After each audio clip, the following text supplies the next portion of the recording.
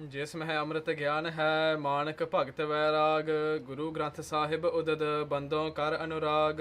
ਸ੍ਰੀ ਸਤਿਗੁਰ ਸ਼ਬਦ ਕਮਾਏ ਜਿਨ, ਜੀਤੇ ਪੰਚ ਵਿਕਾਰ। ਤਿਨ ਸੰਤਨ ਕੋ ਬੰਦਨਾ, ਸਿਰ ਚਰਨਨ ਪਗ ਧਾਰ। ਦੋਹਰਾ ਬ੍ਰਹਮ ਗਿਆਨ ਜਿਨ ਕੇ ਹਿਰਦੈ, ਜਾਣਿਓ ਸਹਿਜ ਸਰੂਪ। ਤਿਨ ਕੇ ਪਦ ਪਰ ਬੰਦਨਾ, ਉਚਰੋਂ ਕਥਾ ਅਨੂਪ। ਵਾਹਿਗੁਰੂ ਜੀ ਕਾ ਖਾਲਸਾ, ਵਾਹਿਗੁਰੂ ਜੀ ਕੀ ਫਤਿਹ। ਦੋਹਰਾ ਬ੍ਰਹਮ ਗਿਆਨ ਜਿਨ ਕੇ ਹਿਰਦੈ, ਜਾਣਿਓ ਸਹਿਜ ਸਰੂਪ।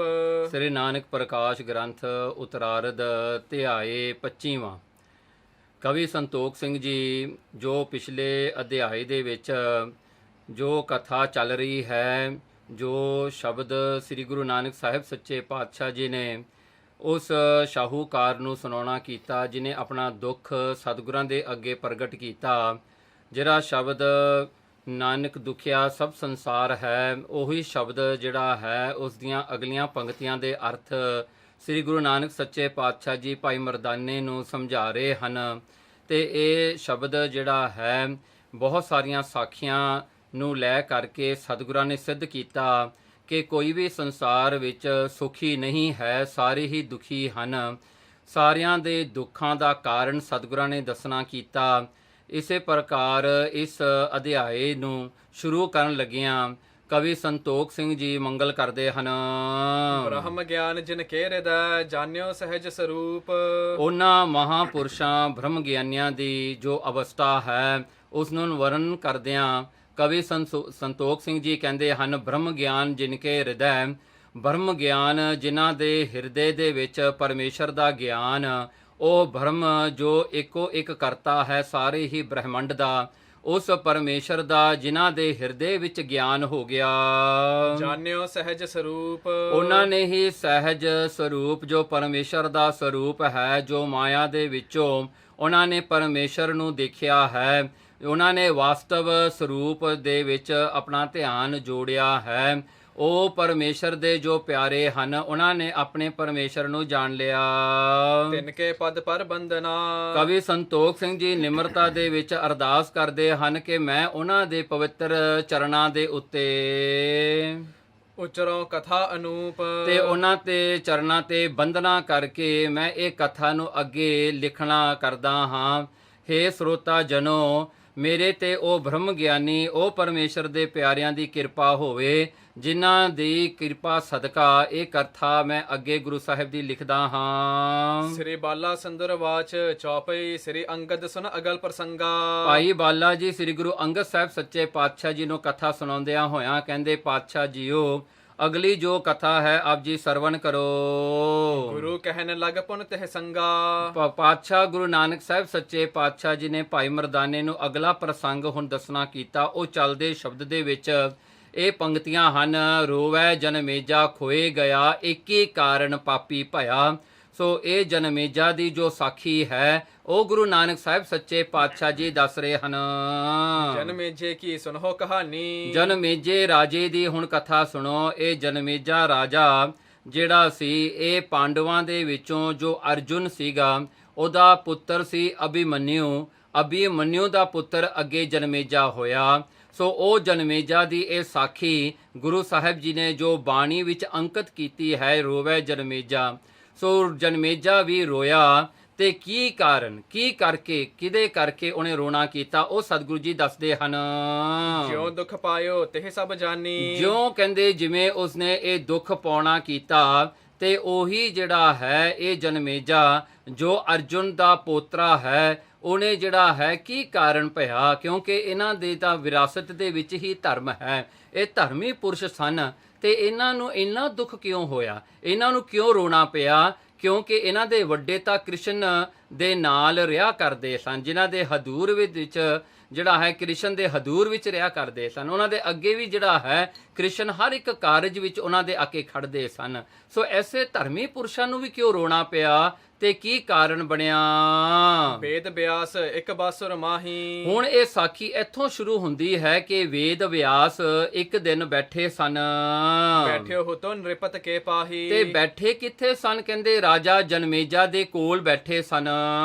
ਆਪਣੇ ਪਿਤਰਨ ਕੀ ਦੁੱਖ ਗਾਥਾ। ਉਸ ਵੇਲੇ ਜਨਮੇਜਾ ਨੇ ਵੇਦ ਵਿਆਸ ਨੂੰ ਬੈਠਿਆਂ ਦੇਖਿਆ ਤੇ ਚਾਅ ਉਹਨੂੰ ਆਇਆ। ਮਨ ਦੇ ਵਿੱਚ ਇਹ ਖਾਹਿਸ਼ ਆਈ ਕਿ ਮੈਂ ਆਪਣੇ ਵੱਡੇ ਵਡੇਰਿਆਂ ਦੇ ਐਂਸੈਸਟਰ ਕਹਿ ਲਈਏ ਜਾਂ ਉਹਨਾਂ ਦੇ ਜੋ ਗ੍ਰੈਂਡ ਪੈਰੈਂਟਸ ਸਨ, ਕਹਿੰਦੇ ਮੈਂ ਉਹਨਾਂ ਦੀ ਕਥਾ ਸੁਣਾ, ਵੀ ਉਹਨਾਂ ਦੀਆਂ ਗਾਥਾਵਾਂ ਮੈਂ ਸੁਣਾ। ਪੂਜਨ ਲਗਾ ਤਾਹੇ ਕੇ ਸਾਥਾ। ਜਨਮੇਜੇ ਰਾਜੇ ਨੇ ਵੇਦ ਵਿਆਸ ਨੂੰ ਇਹ ਗੱਲ ਪੁੱਛੀ, ਕਥਾ ਕਰਨ ਵਾਸਤੇ ਬੇਨਤੀ ਕੀਤੀ। ਧਰਮਜ ਜਬ ਹੈ ਜੂਪ ਕੋ ਖੇਲਾ। ਕਹਿੰਦੇ ਯੁਧਿਸ਼ਟਰ ਜਿਹੜਾ ਸੀ ਪਾਂਡਵਾਂ ਵਿੱਚੋਂ ਵੱਡਾ, ਜਿਹੜਾ ਧਰਮ ਰਾਜ ਦਾ ਪੁੱਤਰ ਵੀ ਮੰਨਿਆ ਹੈ, ਉਹ ਧਰਮ ਰਾਜ ਦਾ ਜੋ ਪੁੱਤਰ ਯੁਧਿਸ਼ਟਰ ਹੈ, ਜਿਹਨੇ ਕਿਤੇ ਵੀ ਜ਼ਿੰਦਗੀ ਵਿੱਚ ਝੂਠ ਨਹੀਂ ਬੋਲਿਆ। ਕਹਿੰਦੇ ਉਹ ਯੁਧਿਸ਼ਟਰ ਜਿਹੜਾ ਸੀਗਾ, ਕਹਿੰਦੇ ਉਹਨੇ ਜਦੋਂ ਜੂਆ ਖੇਡਿਆ, ਜਦੋਂ ਜਿਹੜਾ ਹੈ ਦੁਰਯੋਧਨ ਦੇ ਨਾਲ ਪਾਂਡਵਾਂ ਨੇ ਰਲ ਮਿਲ ਕੇ ਉਸ ਗੈਂਬਲਿੰਗ ਜਾਂ ਜੂਆ ਖੇਡਿਆ ਸੀ। ਜਿਹਤੇ ਬੀਤਿਓ ਕਾਲ ਦੁਹੇਲਾ। ਦੇਖੋ ਉਹ ਜੂਏ ਨੂੰ ਖੇਡਣ ਕਰਕੇ, ਦੂਸਰਾ ਕਾਰਨ ਜੂਏ ਵਿੱਚ ਹਾਰਨ ਕਰਕੇ ਪਾਂਡਵਾਂ ਨੂੰ ਬਹੁਤ ਦੁੱਖ ਹੋਇਆ, ਉਹਨਾਂ ਨੂੰ ਜਿਹੜਾ ਹੈ ਬਨਵਾਸ ਹੋਇਆ ਤੇ ਅਗਿਆਤਵਾਸ ਹੋਇਆ। ਕਿਨਹੂ ਬਰਜ ਨਾ ਤਿਹ ਕੋ ਕੀਨੋ। ਹੁਣ ਜਨਮੇਜੇ ਦਾ ਇੱਕ ਕੁਐਸਚਨ ਹੈ ਵੇਦ ਵਿਆਸ ਨੂੰ ਕਿ ਕਿਉਂ ਨਾ ਕਿਸੇ ਨੇ ਹਟਾਇਆ। ਦੇ ਜਿਹੜਾ ਹੈ ਯੁਧਿਸ਼ਟਰ ਤਾਂ ਸਿਆਣਾ ਸੀ ਨਾ ਪਾਂਡਵਾਂ ਵਿੱਚੋਂ, ਕਹਿੰਦੇ ਉਹਨੇ ਆਪ ਖੇਡਿਆ ਤੇ ਉੱਥੇ ਸਾਰੇ ਰਿਸ਼ੀ ਮੁਨੀ ਸਾਰੇ ਬੈਠੇ ਸਨ, ਕਿਉਂ ਨਾ ਕਿਸੇ ਨੇ ਹਟਾਇਆ ਕਿ ਪਾਂਡਵਾਂ ਨੂੰ ਕਿ ਤੁਸੀਂ ਇਹ ਜੂਆ ਨਾ ਖੇਡੋ, ਕਿਉਂਕਿ ਗੈਂਬਲਿੰਗ ਤਾਂ ਹਰ ਇੱਕ ਧਰਮ ਵਿੱਚ ਮਾੜੀ ਗਿਣੀ ਹੈ, ਕੋਈ ਵੀ ਧਰਮ ਜੂਏ ਨੂੰ ਜਿਹੜਾ ਹੈ ਆਗਿਆ ਨਹੀਂ ਦਿੰਦਾ। ਕਹਿੰਦੇ ਇਸ ਪ੍ਰਕਾਰ ਕਰਕੇ ਕਿਉਂ ਨਾ ਹਟਾਇਆ ਪਾਂਡਵਾਂ ਨੂੰ, ਜੇ ਉਦੋਂ ਜੂਆ ਨਾ ਖੇਡਦੇ ਤਾਂ ਦੁੱਖ ਵੀ ਨਾ ਹੁੰਦਾ। ਗਹਿਓ ਕੁਕਰਮ ਜੋ ਧਰਮ ਪਰਬੀਨੋ। ਦੇਖੋ ਗਹਿਓ ਕੁਕਰਮ, ਯੁਧਿਸ਼ਟਰ ਵਰਗਾ ਸਿਆਣਾ ਧਰਮਰਾਜ ਦਾ ਪੁੱਤਰ ਜਿਹਨੂੰ ਮੰਨਿਆ ਜਾਂਦਾ ਹੈ, ਧਰਮ ਦਾ ਨਿਆਂ ਕਰਨ ਵਾਲਾ, ਉਹ ਕਿਵੇਂ ਪੁੱਠੇ ਕੰਮ ਵਿੱਚ ਪੈ ਗਿਆ, ਇਹ ਗਲਤ ਕੁਕਰਮ ਵਿੱਚ ਉਹ ਕਿਵੇਂ ਫਸ ਗਿਆ।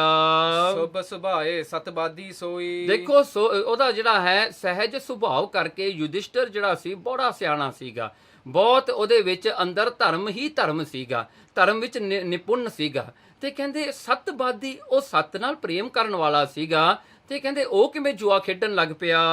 ਐਸੀ ਬੁੱਧ ਕਾਸ ਤੇ ਹੋਈ। ਤੇ ਉਹ ਜਨਮੇਜਾ ਪੁੱਛਦਾ ਵੇਦ ਵਿਆਸ ਨੂੰ ਕਿ ਵੇਦ ਵਿਆਸ ਮੈਨੂੰ ਦੱਸੋ ਐਸੀ ਭੈੜੀ ਬੁੱਧੀ ਉਹਨੂੰ ਕਿੱਥੋਂ ਮਿਲ ਗਈ, ਉਹਨੂੰ ਐਸਾ ਜਿਹੜਾ ਹੈ ਖਿਆਲ ਕਿਵੇਂ ਆਇਆ ਜੂਆ ਖੇਡਣ ਵਾਲਾ।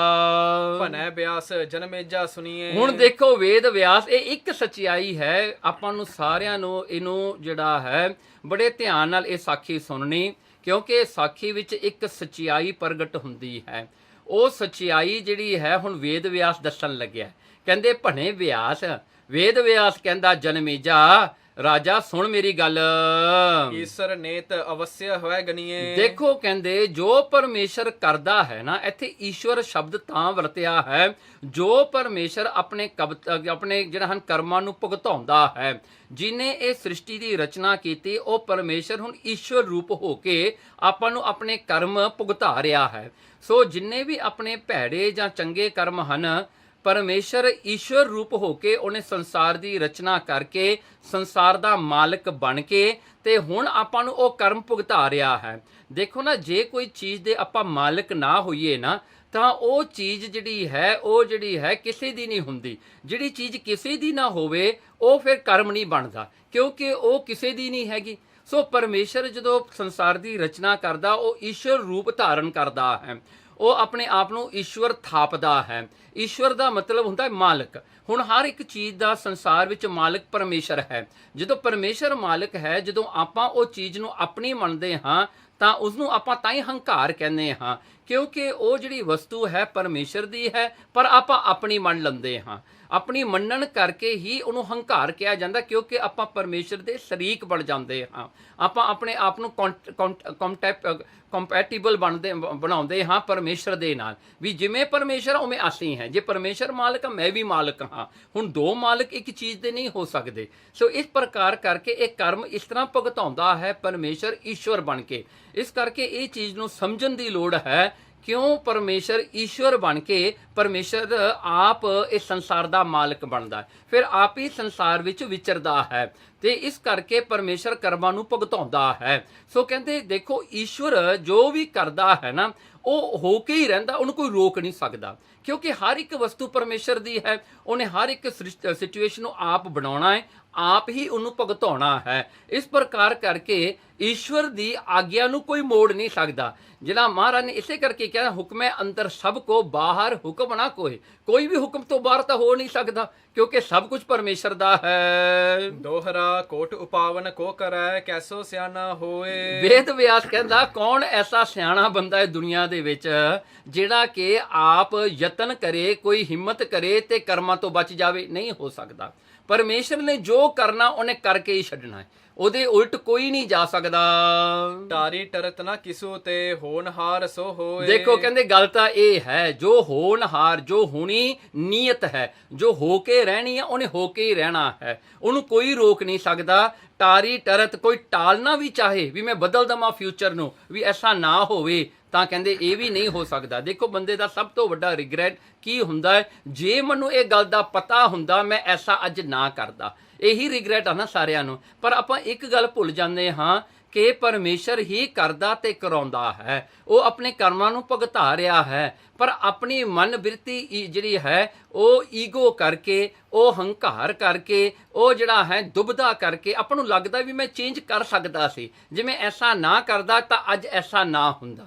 ਸੋ ਇਹ ਤਾਂ ਆਪਣੀ ਸੋਚ ਹੈ, ਪਰ ਅਸਲ ਵਿੱਚ ਆਪਾਂ ਕੁਝ ਬਦਲ ਨਹੀਂ ਸਕਦੇ। ਜੋ ਕੁਝ ਕਰਦੇ ਹਾਂ ਪਰਮੇਸ਼ਰ ਆਪ ਹੀ ਕਰਾਉਂਦਾ ਹੈ ਤੇ ਆਪ ਹੀ ਭੁਗਤਾਉਂਦਾ ਹੈ। ਚੌਪਈ ਕਹਿ ਜਨਮੇਜਾ ਸੁਨ ਮਨ ਰਾਈ। ਹੁਣ ਦੇਖੋ ਜਨਮੇਜੇ ਨੇ ਇੱਕ ਤਰਕ ਕੀਤੀ, ਚੈਲੰਜ ਕੀਤਾ, ਕਹਿੰਦੇ ਸੁਣ ਮੁਨ ਰਾਈ, ਹੇ ਮੁਨੀ ਰਾਜਾ, ਹੇ ਵੇਦ ਵਿਆਸ, ਮੇਰੀ ਇੱਕ ਗੱਲ ਸੁਣੋ।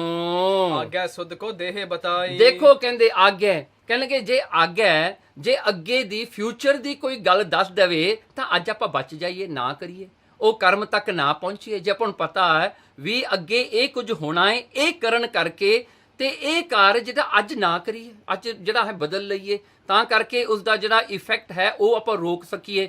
ਸੋ ਕਹਿੰਦੇ ਆਗੇ ਸੁਧ ਕੋ ਦੇਹ ਬਤਾਈ, ਕਹਿਣ ਲੱਗੇ ਜੇ ਅੱਗੇ ਪਤਾ ਲੱਗ ਜਾਵੇ ਤਾਂ ਬੰਦਾ ਕਰਮ ਕਿਉਂ ਕਰੇ ਅੱਜ, ਜਿਹਦੇ ਕਰਕੇ ਭਲਕੇ ਦੁੱਖ ਮਿਲਣਾ ਹੈ। ਹੋਣਹਾਰ ਹੋਵੇ ਤਬ ਕੈਸੇ। ਹਾਂ ਕਹਿੰਦੇ ਫਿਰ ਹੋਣਹਾਰ ਕਿਵੇਂ ਹੋਵੇਗੀ? ਜੇ ਅੱਜ ਮੈਂ ਉਹ ਕਰਮ ਨਹੀਂ ਕਰਾਂਗਾ ਤਾਂ ਉਹਦਾ ਇਫੈਕਟ ਜਿਹੜਾ ਅੱਗੇ ਫਿਊਚਰ 'ਚ ਆਉਣਾ ਨਹੀਂ ਆਊਗਾ। ਕਹਿੰਦਾ ਮੈਂ ਅੱਜ ਹੀ ਬਦਲ ਦੇਣਾ ਹੈ, ਮੈਂ ਉਹ ਕਰਮ ਕਰਨਾ ਹੀ ਨਹੀਂ। ਜੇ ਮੈਨੂੰ ਪਤਾ ਇਹ ਬੀਜ ਕੇ ਮੈਨੂੰ ਕੰਡੇ ਮਿਲਣੇ ਹਨ, ਮੈਂ ਬੀਜ ਨਾ ਬੀਜਾਂ, ਮੈਨੂੰ ਬੀਜ ਬੀਜਣ ਦੀ ਲੋੜ ਹੀ ਨਹੀਂ, ਨਾ ਮੈਨੂੰ ਅੱਗੇ ਕੰਡੇ ਮਿਲਣਗੇ। ਅਣਜਾਣਤ ਹੋਇਆ ਜੈਸੇ ਤੈਸੇ। ਕਹਿਣਗੇ ਅਣਜਾਣਤ ਹੋਇਆ ਜੇ ਹਨ ਜੈਸੇ ਤੈਸੇ, ਜਿਵੇਂ ਕਿਵੇਂ ਵੀ ਕੋਈ ਅਣਜਾਣ ਹੋਵੇ ਤਾਂ ਫਿਰ ਕਰਮ ਭੁਗਤਣਾ ਲਾਜ਼ਮ ਬਣਦਾ ਹੈ। ਪਰ ਜੇ ਪਤਾ ਲੱਗ ਜਾਵੇ ਫਿਰ ਬੰਦਾ ਕਿਉਂ ਉਹ ਕਰਮ ਕਰੇ? ਤੇ ਕਹਿੰਦੇ ਜੇ ਅੱਗੇ ਖੂਹ ਦਿਸਦਾ ਹੋਵੇ ਬੰਦਾ ਰਸਤਾ ਬਦਲ ਲਵੇ, ਉਹ ਖੂਹ ਵਿੱਚ ਜ਼ਰੂਰ ਜਾ ਕੇ ਡਿੱਗਣਾ ਹੈ, ਕਿਉਂ ਖੂਹ ਦੇ ਰਸਤੇ ਹੀ ਜਾਣਾ ਹੈ? ਤੇ ਕਹਿੰਦੇ ਐਸਾ ਜਿਹੜਾ ਹੈ ਇਹੀ ਤਾਂ ਸਿਆਣਪ ਹੈ, ਬੰਦੇ ਨੂੰ ਸੋਚਣਾ ਚਾਹੀਦਾ ਹੈ। ਵਿਆਸ ਕਹੈ ਤੁਮਰੀ ਸੁਧ ਜੋ। ਦੇਖੋ ਹੁਣ ਵੇਦ ਵਿਆਸ ਨੇ ਦੇਖੋ ਚੈਲੰਜ ਜੋ ਜਨਮੇਜੇ ਨੇ ਕੀਤੀ ਨਾ, ਵੇਦ ਵਿਆਸ ਨੇ ਕੋਈ ਕਸਰ ਨਹੀਂ ਛੱਡੀ। ਵੇਦ ਵਿਆਸ ਕਹਿਣ ਲੱਗਾ ਚੰਗਾ ਫਿਰ ਜਨਮੇਜਾ, ਮੈਂ ਤੇਰਾ ਫਿਊਚਰ ਤੈਨੂੰ ਦੱਸ ਦਿੰਦਾ ਵੀ ਤੇਰੇ ਨਾਲ ਐਗਜ਼ੈਕਟਲੀ ਕੀ ਹੋਣਾ ਹੈ। ਮੈਂ ਤੈਨੂੰ word by word, event by event ਮੈਂ ਤੈਨੂੰ ਦੱਸ ਦਿੰਦਾ ਹਾਂ, ਤੇ ਮੈਂ ਤੈਨੂੰ ਇਹ ਸਾਰੀ ਗੱਲ ਦੀ ਤੇ ਸ਼ੁੱਧ ਖਬਰ ਦੇ ਦਿੰਦਾ ਹਾਂ। ਪੂਰਬ ਕਹੋ ਲੇਹੋ ਸੁਨ ਸੋ। ਹਾਂ ਕਹਿਣਗੇ ਪੂਰਬ ਮੈਂ ਤੈਨੂੰ ਹੁਣੇ ਹੀ ਦੱਸ ਦਿੰਦਾ ਹੈ ਤੇਰਾ ਫਿਊਚਰ ਕਿਵੇਂ ਹੋਣਾ, ਤੇਰੀ ਮੌਤ ਕਿਵੇਂ ਆਉਣੀ ਹੈ, ਇਹ ਤੂੰ ਸੁਣ ਲਾ ਹੁਣ। ਇੱਕ ਤੁਰੰਗਨ ਤੁਮ ਟਿਗ ਆਵੈ। ਦੇਖੋ ਹੁਣ ਵੇਦ ਵਿਆਸ ਦੱਸਣ ਲੱਗਿਆ ਜਨਮੇਜੇ ਦਾ ਕੀ ਬਣਨਾ ਹੈ। ਕਹਿੰਦੇ ਇੱਕ ਤੁਰੰਗਣ, ਇੱਕ ਘੋੜੀ ਤੂੰ ਖਰੀਦੇਂਗਾ, ਇੱਕ ਘੋੜੀ ਤੇਰੇ ਕੋਲ ਆਵੇਗੀ ਤੇ ਉਹ ਤੂੰ ਘੋੜੀ ਨੂੰ ਲੈ ਲਵਾਂਗਾ, ਤੂੰ ਉਹਨੂੰ ਜਿਹੜਾ ਹੈ ਆਪਣਾ ਬਣਾ ਲੇਗਾ। ਲੇਹੋ ਮੋਲ ਨਿਜ ਧਾਮ ਰਖਾਵੇ। ਦੇਖੋ ਉਹ ਘੋੜੀ ਦੇਖ ਕੇ ਤੈਨੂੰ ਇੰਨੀ ਖੁਸ਼ੀ ਹੋਵੇਗੀ ਨਾ, ਤੂੰ ਉਹਦਾ ਵੱਡਾ ਮੁੱਲ ਤਾਰ ਕੇ ਤੂੰ ਉਹਨੂੰ ਖਰੀਦ ਕੇ ਤੂੰ ਉਹਨੂੰ ਪਰਚੇਸ ਕਰਕੇ ਆਪਣੇ ਕੋਲ ਰੱਖੇਗਾ। ਹੋਇ ਅਰੂਡ ਬਨ ਜਾਹੇ ਅਖੇਰਾ। ਫਿਰ ਇੱਕ ਦਿਨ ਉਹੀ ਘੋੜੀ ਤੇ ਬਹਿ ਕੇ ਤੂੰ ਸ਼ਿਕਾਰ ਕਰਨ ਵਾਸਤੇ, ਹੰਟਿੰਗ ਵਾਸਤੇ ਜਾਵੇਂਗਾ। ਦੱਖਣ ਦਿਸ਼ਾ ਕਰੈ ਨਿਜ ਫੇਰਾ। ਦੇਖੋ ਕਿੰਨਾ ਡਿਟੇਲ ਵਿੱਚ ਵੇਦ ਵਿਆਸ ਨੇ ਦੱਸਿਆ। ਕਹਿੰਦੇ ਤੂੰ ਜਾਵੇਂਗਾ ਸ਼ਿਕਾਰ ਖੇਡਣ ਤੇ ਜਾਊਂਗਾ ਕਿਹੜੇ ਪਾਸੇ? ਸਾਊਥ ਵੱਲ, ਦੱਖਣ ਵੱਲ ਤੂੰ ਜਾਏਗਾ ਸ਼ਿਕਾਰ ਖੇਡਣ ਵਾਸਤੇ। ਅਧਿਕ ਸ਼ਰਮ ਪਾਵਹਿ ਤਿਸ ਬੇਰਾ। ਤੇ ਕਹਿੰਦੇ ਘੋੜਾ ਭਜਾਉਂਦਿਆਂ ਤੂੰ ਥੱਕ ਜਾਵੇਂਗਾ, ਤੈਨੂੰ ਬਹੁਤ ਥਕੇਵਾਂ ਹੋ ਜਾਵੇਗਾ ਉਸ ਵੇਲੇ। ਤੱਕ ਸਰਵਰ ਤੂੰ ਕਰ ਹੈ ਡੇਰਾ। ਕੀ ਹੋਵੇਗਾ? ਤੈਨੂੰ ਪਿਆਸ ਵੀ ਲੱਗੇਗੀ, ਤੂੰ ਇੱਕ ਜਿਹੜਾ ਹੈ ਪੌਣ ਦੇਖੇਗਾ ਸਵੱਛ ਪਾਣੀ ਦਾ, ਸਾਫ਼ ਪਾਣੀ ਦਾ, ਤੂੰ ਪਾਣੀ ਪੀ ਕੇ ਤੇ ਉੱਥੇ ਆਰਾਮ ਕਰੇਗਾ, ਤੂੰ ਡੇਰਾ ਲਾਵੇਂਗਾ, ਰੈਸਟ ਕਰੇਗਾ ਇੱਕ ਬ੍ਰਿਛ ਦੇ ਥੱਲੇ। ਦੋਹਰਾ ਇਕੱਲੋ ਬਨ ਮਹਿ ਸੋਵਈ ਸਰਵਰ ਨਿਕਸ ਤੁਰੰਗ। ਹੁਣ ਕੀ ਹੋਵੇਗਾ? ਕਹਿੰਦੇ ਉਹ ਪੌਣ ਜਿਹੜਾ ਸੀਗਾ, ਉਹ ਲੇਕ ਕਹਿ ਲਈਏ ਜਾਂ ਪੌਣ ਕਹਿ ਲਈਏ, ਉਸ ਦੇ ਜਿਹੜੇ ਕੰਢੇ ਦੇ ਉੱਤੇ ਕਹਿੰਦੇ ਤੂੰ ਕੱਲਾ ਹੀ ਹੋਵੇਂਗਾ, ਤੇਰੇ ਨਾਲ ਕੋਈ ਸਿਪਾਹੀ ਨਹੀਂ ਹੋਵੇਗਾ, ਤੂੰ ਤੇ ਤੇਰੀ ਘੋੜੀਓ ਹੋਵੇਗੀ। ਤੇ ਤੂੰ ਕੀ ਕਰੇਗਾ? ਇਕੱਲੋ ਬਨ ਮਹਿ ਸੋਵਈ, ਕਹਿੰਦੇ ਤੂੰ ਕੱਲਾ ਬਨ ਵਿੱਚ ਜਾ ਕੇ ਸੌਂ ਜਾਏਗਾ, ਤੈਨੂੰ ਨੀਂਦ ਆ ਜਾਏਗੀ।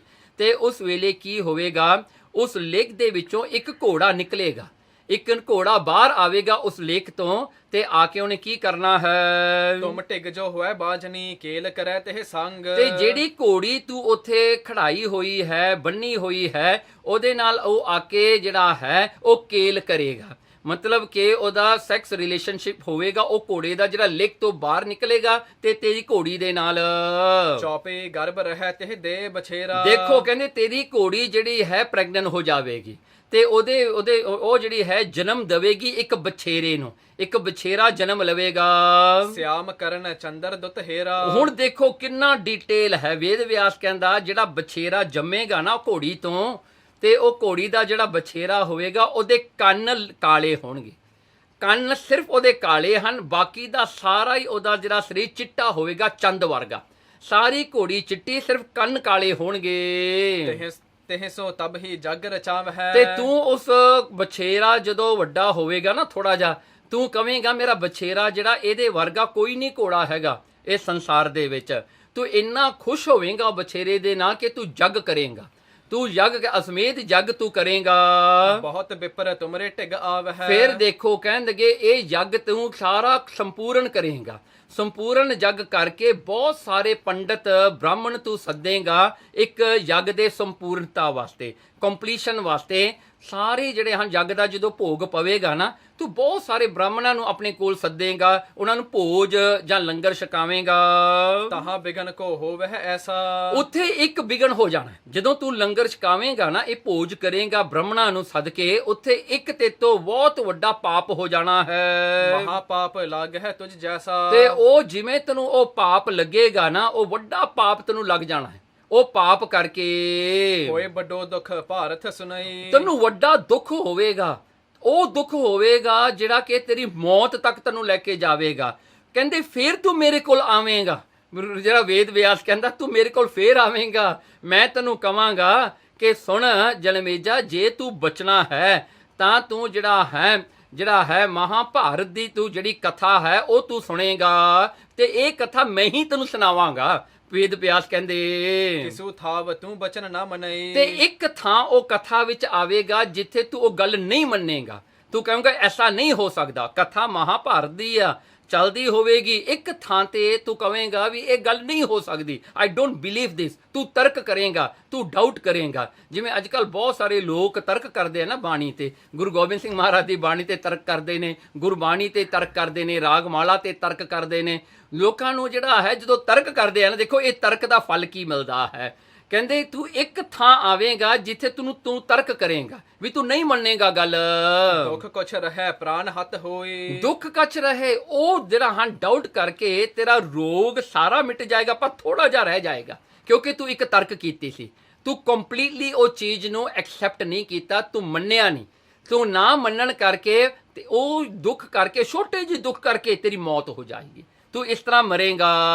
ਅਬ ਮੈਂ ਪ੍ਰਗਟ ਕਹੀ ਸਭ ਸੋਈ। ਹੁਣ ਵੇਦ ਵਿਆਸ ਕਹਿੰਦੇ ਚੱਲ ਜਲਮੇਜਿਆ, ਮੈਂ ਤੈਨੂੰ ਦੱਸਦਾ ਸਾਰਾ, ਇਹ ਤੇਰਾ ਫਿਊਚਰ ਹੈ, ਮੈਂ ਤੈਨੂੰ ਸਾਰਾ ਤੇਰੀ ਮੌਤ ਤੱਕ ਤੇਰਾ ਸਾਰਾ ਹੀ ਦੱਸ ਦਿੱਤਾ। ਪੂਰਬ ਸੁਧ ਤੁਝ ਦੀਨ ਜਨਾਈ। ਹੁਣ ਮੈਂ ਤੈਨੂੰ ਪਹਿਲਾਂ ਹੀ ਸਭ ਕੁਝ ਦੱਸ ਦਿੱਤਾ, ਇੰਨੀ ਡਿਟੇਲ ਵਿੱਚ ਤੈਨੂੰ ਦੱਸਿਆ ਹੈ। ਨਹਿ ਕਰੇ ਰੱਖ ਹੋ ਚੁਕਸਾਈ। ਕਹਿੰਦਾ ਚੱਲ ਜਨਮੇਜਾ, ਮੈਂ ਤੈਨੂੰ ਦੱਸਦਾ ਹੁਣ ਤੇਰੇ ਨਾਲ ਕੀ ਹੋਣਾ। ਹੁਣ ਤੂੰ ਖਬਰਦਾਰੀ ਰੱਖੀ, ਤੂੰ ਕੰਮ ਨਾ ਕਰੀ, ਹੁਣ ਤੂੰ ਆਪਣਾ ਫਿਊਚਰ ਬਦਲਣ ਦੀ ਕੋਸ਼ਿਸ਼ ਕਰੀ, ਹੁਣ ਵੀ ਐਸਾ ਨਾ ਹੋਵੇ। ਦੋਹਰਾ ਸੁਨਨ ਰੇਸ ਬਿਸਮੈ ਭਇਓ ਬਨਜ ਤਿਆਗ ਦੇ ਬਾਜ। ਉਸ ਵੇਲੇ ਇਹ ਰਾਜਾ ਜਨਮੇਜਾ ਇਹ ਸਾਰੀ ਗੱਲ ਸੁਣ ਕੇ ਨਾ ਬੜਾ ਹੈਰਾਨ ਹੋਇਆ। ਹੈਰਾਨ ਹੋ ਕੇ ਕਹਿੰਦੇ ਇਹਨੇ ਘੋੜੇ ਲੈਣੇ ਬੰਦ ਕਰਤੇ, ਵੀ ਜੇ ਮੈਂ ਘੋੜੇ ਲੈਣੇ ਬੰਦ ਕਰ ਦੇਂਗਾ ਨਾ ਮੇਰੇ ਕੋਲ ਘੋੜੀ ਆਵੇਗੀ, ਮੈਂ ਨਾ ਮਰਾਂਗਾ। ਉਹ ਸਾਰੀ ਜਿਹੜੀ ਕਥਾ ਸ਼ੁਰੂ ਹੁੰਦੀ ਆ ਘੋੜੀ ਤੋਂ ਹੁੰਦੀ ਆ ਨਾ, ਕਹਿੰਦਾ ਘੋੜੀਓ ਬੰਦ ਕਰੋ। ਜੇ ਮੇਰਾ ਇਹਦਾ ਬਿਗਨਿੰਗ ਪੁਆਇੰਟ ਮੈਂ ਖਤਮ ਕਰ ਦੇਵਾਂ ਤਾਂ ਐਂਡ ਨਹੀਂ ਆਏਗਾ ਨਾ। ਸੋ ਇਹਨੇ ਐਸਾ ਹੀ ਕੀਤਾ। ਕਾਰਨ ਕੇ ਨਿਰਮੂਲ ਤੇ ਕੈਸੇ ਹੋਵਹਿ ਕਾਜ। ਹਾਂ, ਕਹਿਣ ਲੱਗੇ ਜੇ ਕਾਰਨ ਜਿਹੜਾ ਕੌਸ ਹੀ ਮਿਟਾ ਦਈਏ ਉਹਦਾ ਇਫੈਕਟ ਕਿਵੇਂ ਆਏਗਾ। ਮੈਂ ਕੌਸ ਨੂੰ ਹੀ ਮਿਟਾਉਣਾ ਹਾਂ, ਮੈਂ ਕਾਰਨ ਨੂੰ ਹੀ ਖਤਮ ਕਰ ਦੇਵਾਂ ਤਾਂ ਫੇਰ ਤਾਂ ਕਰਕੇ ਉਹਦਾ ਕਾਰਜ ਨਾ ਹੋਵੇ। ਚੌਪਈ ਜੇ ਨਹਿ ਬੋਵਹਿ ਬੀਜ ਅਗਾਰੀ। ਹੁਣ ਜਲਮੇਜਾ ਕਹਿੰਦਾ ਜੇ ਮੈਂ ਪਹਿਲਾਂ ਬੀਜ ਹੀ ਨਾ ਬੀਜਾਂ, ਕਿਉਂ ਕੰਟਨ ਦੁੱਖ ਦੇ ਕੰਟਾਰੀ। ਫੇਰ ਉਹ ਕੰਡਿਆਂ ਦੀ ਬੂਟੀ ਕਿਵੇਂ ਮੈਨੂੰ ਆ ਕੇ ਉਹ ਕੰਡੇ ਮੇਰੇ ਖੁੱਭਣਗੇ। ਮੈਨੂੰ ਕੰਡੇ ਲੱਗਣੇ ਨਹੀਂ, ਕਿਉਂਕਿ ਮੈਂ ਕੰਡੇ ਦਾ ਬੀਜ ਬੀਜਿਆ ਹੀ ਨਹੀਂ ਪਹਿਲਾਂ। ਹੁਣ ਮੈਂ ਬੀਜੇ ਬੰਦ ਕਰ ਦੇਵਾਂ, ਇਸ ਕਰਕੇ ਘੋੜੇ ਲੈਣੇ ਹੀ ਬੰਦ ਕਰ ਦੇਵਾਂ। ਅਸ ਹੱਠ ਕਰ ਦਿੜ ਕੇਤਕ ਕਾਲਾ। ਇਹਨੇ ਦ੍ਰਿੜ ਕੀਤਾ ਜੀ, ਐਸਾ ਇਹਨੇ ਪੱਕਾ ਕਰਤਾ, ਸਾਰਿਆਂ ਨੂੰ ਜਿਹੜਾ ਹਨ ਇੰਸਟਰਕਸ਼ਨ ਦੇਤਾ, ਕੋਈ ਵੀ ਮੇਰੀ ਨਗਰੀ ਵਿੱਚ ਘੋੜਾ ਨਹੀਂ ਖਰੀਦਣਾ, ਕੋਈ ਵੀ ਘੋੜੇ ਦਾ ਜਿਹੜਾ ਹੈ ਪਰਚੇਸ ਨਹੀਂ ਹੋਣਾ, ਬੰਦ ਕਰਤਾ ਜੀ ਸਾਰੇ ਪਾਸੇ। ਕੁਝ ਕੁ ਸਮਾਂ ਇਸ ਤਰ੍ਹਾਂ ਬੀਤ ਗਿਆ। ਕਰਿਓ ਬਤੀਤ ਮਹਿਤ ਭੂਪਾਲਾ। ਜਦੋਂ ਕਾਫੀ ਸਮਾਂ ਇਸ ਤਰ੍ਹਾਂ ਕਰਦਿਆਂ ਬੀਤ ਗਿਆ ਇਸ ਰਾਜੇ ਜਨਮੇਜੇ ਨੂੰ, ਸੈਨਾ ਵਿੱਚ ਬਾਜ ਬਿਨ ਸਾਵ ਹੈ। ਹੁਣ ਕੀ ਹੋਇਆ ਜੀ, ਉਹ ਸੈਨਾ ਜਿਹੜੀ ਇਹਦੀ ਆਮੀ ਹੈ, ਘੋੜ ਸਵਾਰ ਜਿਹੜੀ ਆਮੀ ਹੁੰਦੀ ਹੈ, ਉਹਨਾਂ ਦੇ ਘੋੜੇ ਮਰਨ ਲੱਗ ਪਏ, ਬੁੱਢੇ ਹੋ ਗਏ ਜਾਂ ਜਿਹੜੇ ਘੋੜੇ ਜ਼ਖਮੀ ਹੋ ਗਏ, ਜਿਹੜੇ ਘੋੜੇ ਜਿਹੜੇ ਹਨ ਅੱਗੇ ਜਿਹੜੇ ਹਨ ਉਹ ਬਲਹੀਨ ਹੋ ਗਏ। ਉਹ ਘੋੜੇ ਜਿਹੜੇ ਹਨ ਘੋੜ ਸਵਾਰ ਫੌਜ ਵਿੱਚ ਘੋੜੇ ਮੁੱਕਣ ਲੱਗ ਗਏ, ਘੋੜੇ ਜਿਹੜੇ ਹਨ ਉਹ ਜਿਹੜੇ ਪੁਰਾਣੇ ਰਿਟਾਇਰਡ ਹੋਣ ਲੱਗੇ ਜੀ। ਹੁਣ ਖਰੀਦ ਨਹਿ ਸੰਗ ਰਲਾਵ ਹੈ। ਤੇ ਹੁਣ ਨਵੇਂ ਤਾਂ ਆ ਨਹੀਂ ਰਹੇ, ਕੋਈ ਖਰੀਦ ਨਹੀਂ ਰਿਹਾ, ਕੋਈ ਪਰਚੇਸ ਨਹੀਂ ਹੋ ਰਿਹਾ, ਸੋ ਘੋੜੇ ਜਿਹੜੇ ਪੁਰਾਣੇ ਸਨ ਉਹ ਵੀ ਵਿਚਾਰੇ ਮਰ ਰਹੇ ਹਨ। ਭਈ ਅਲਪਤਾ ਜਬ ਹੈ ਤੁਰੰਗਾ। ਜਦੋਂ ਘੋੜਿਆਂ ਦੀ ਥੁੜ ਪੈ ਗਈ, ਜਦੋਂ ਜਿਹੜਾ ਹਨ ਬਹੁਤ ਜਿਹੜੀ ਹੈ ਥੁੜ ਪੈ ਗਈ, ਮਤਲਬ ਘੋੜੇ ਘਟ ਗਏ, ਕੋਈ ਵੀ ਘੋੜੇ ਜਿਹੜੇ ਹਨ ਜਿਹੜੇ ਬਹੁਤ ਥੋੜੇ ਰਹਿ ਗਏ। ਹੁਣ ਸਚਿਵ ਬੰਦ ਕਰ ਕਹਿਨ ਰਿਪ ਸੰਗਾ। ਮੰਤਰੀਆਂ ਨੇ ਆ ਕੇ ਹੱਥ ਜੋੜ ਕੇ ਜਨਮੇਜੇ ਨੂੰ ਆ ਕੇ ਕਿਹਾ, ਇਉ ਭੂਪਨ ਕੋ ਸਰੈ ਨਾ ਕਾਜਾ। ਕਹਿਣਗੇ ਹੇ ਰਾਜਨ, ਇਸ ਤਰ੍ਹਾਂ ਨਹੀਂ ਸਰੇਗਾ, ਆਪਾਂ ਨੂੰ ਘੋੜੇ ਖਰੀਦਣੇ ਪੈਣੇ ਹਨ। ਕਿਵੇਂ ਹੋ ਸਕਦਾ ਹੈ ਆਪਣੀ ਜਿਹੜੀ ਆਮੀ ਘੋੜਿਆਂ ਵਾਲੀ ਹੈ ਉਹ ਬਿਨਾਂ ਘੋੜਿਆਂ ਤੋਂ ਹੋਵੇ? ਹਾਂਜੀ, ਇਹ ਤਾਂ ਹੋ ਨਹੀਂ ਸਕਦਾ। ਹਾਂਜੀ, ਸੋ ਕਹਿੰਦੇ ਇਸ ਪ੍ਰਕਾਰ ਕਰਕੇ ਇਸ ਤਰ੍ਹਾਂ ਸਰਨਾ ਨਹੀਂ ਆਪਣਾ, ਇਹ ਇੱਕ ਇੱਕ ਕਰਦੇ ਘੋੜੇ ਸਾਰੇ ਮਰ ਜਾਣੇ ਹਨ, ਸਾਰੇ ਰਿਟਾਇਰ ਹੋ ਜਾਣੇ ਹਨ।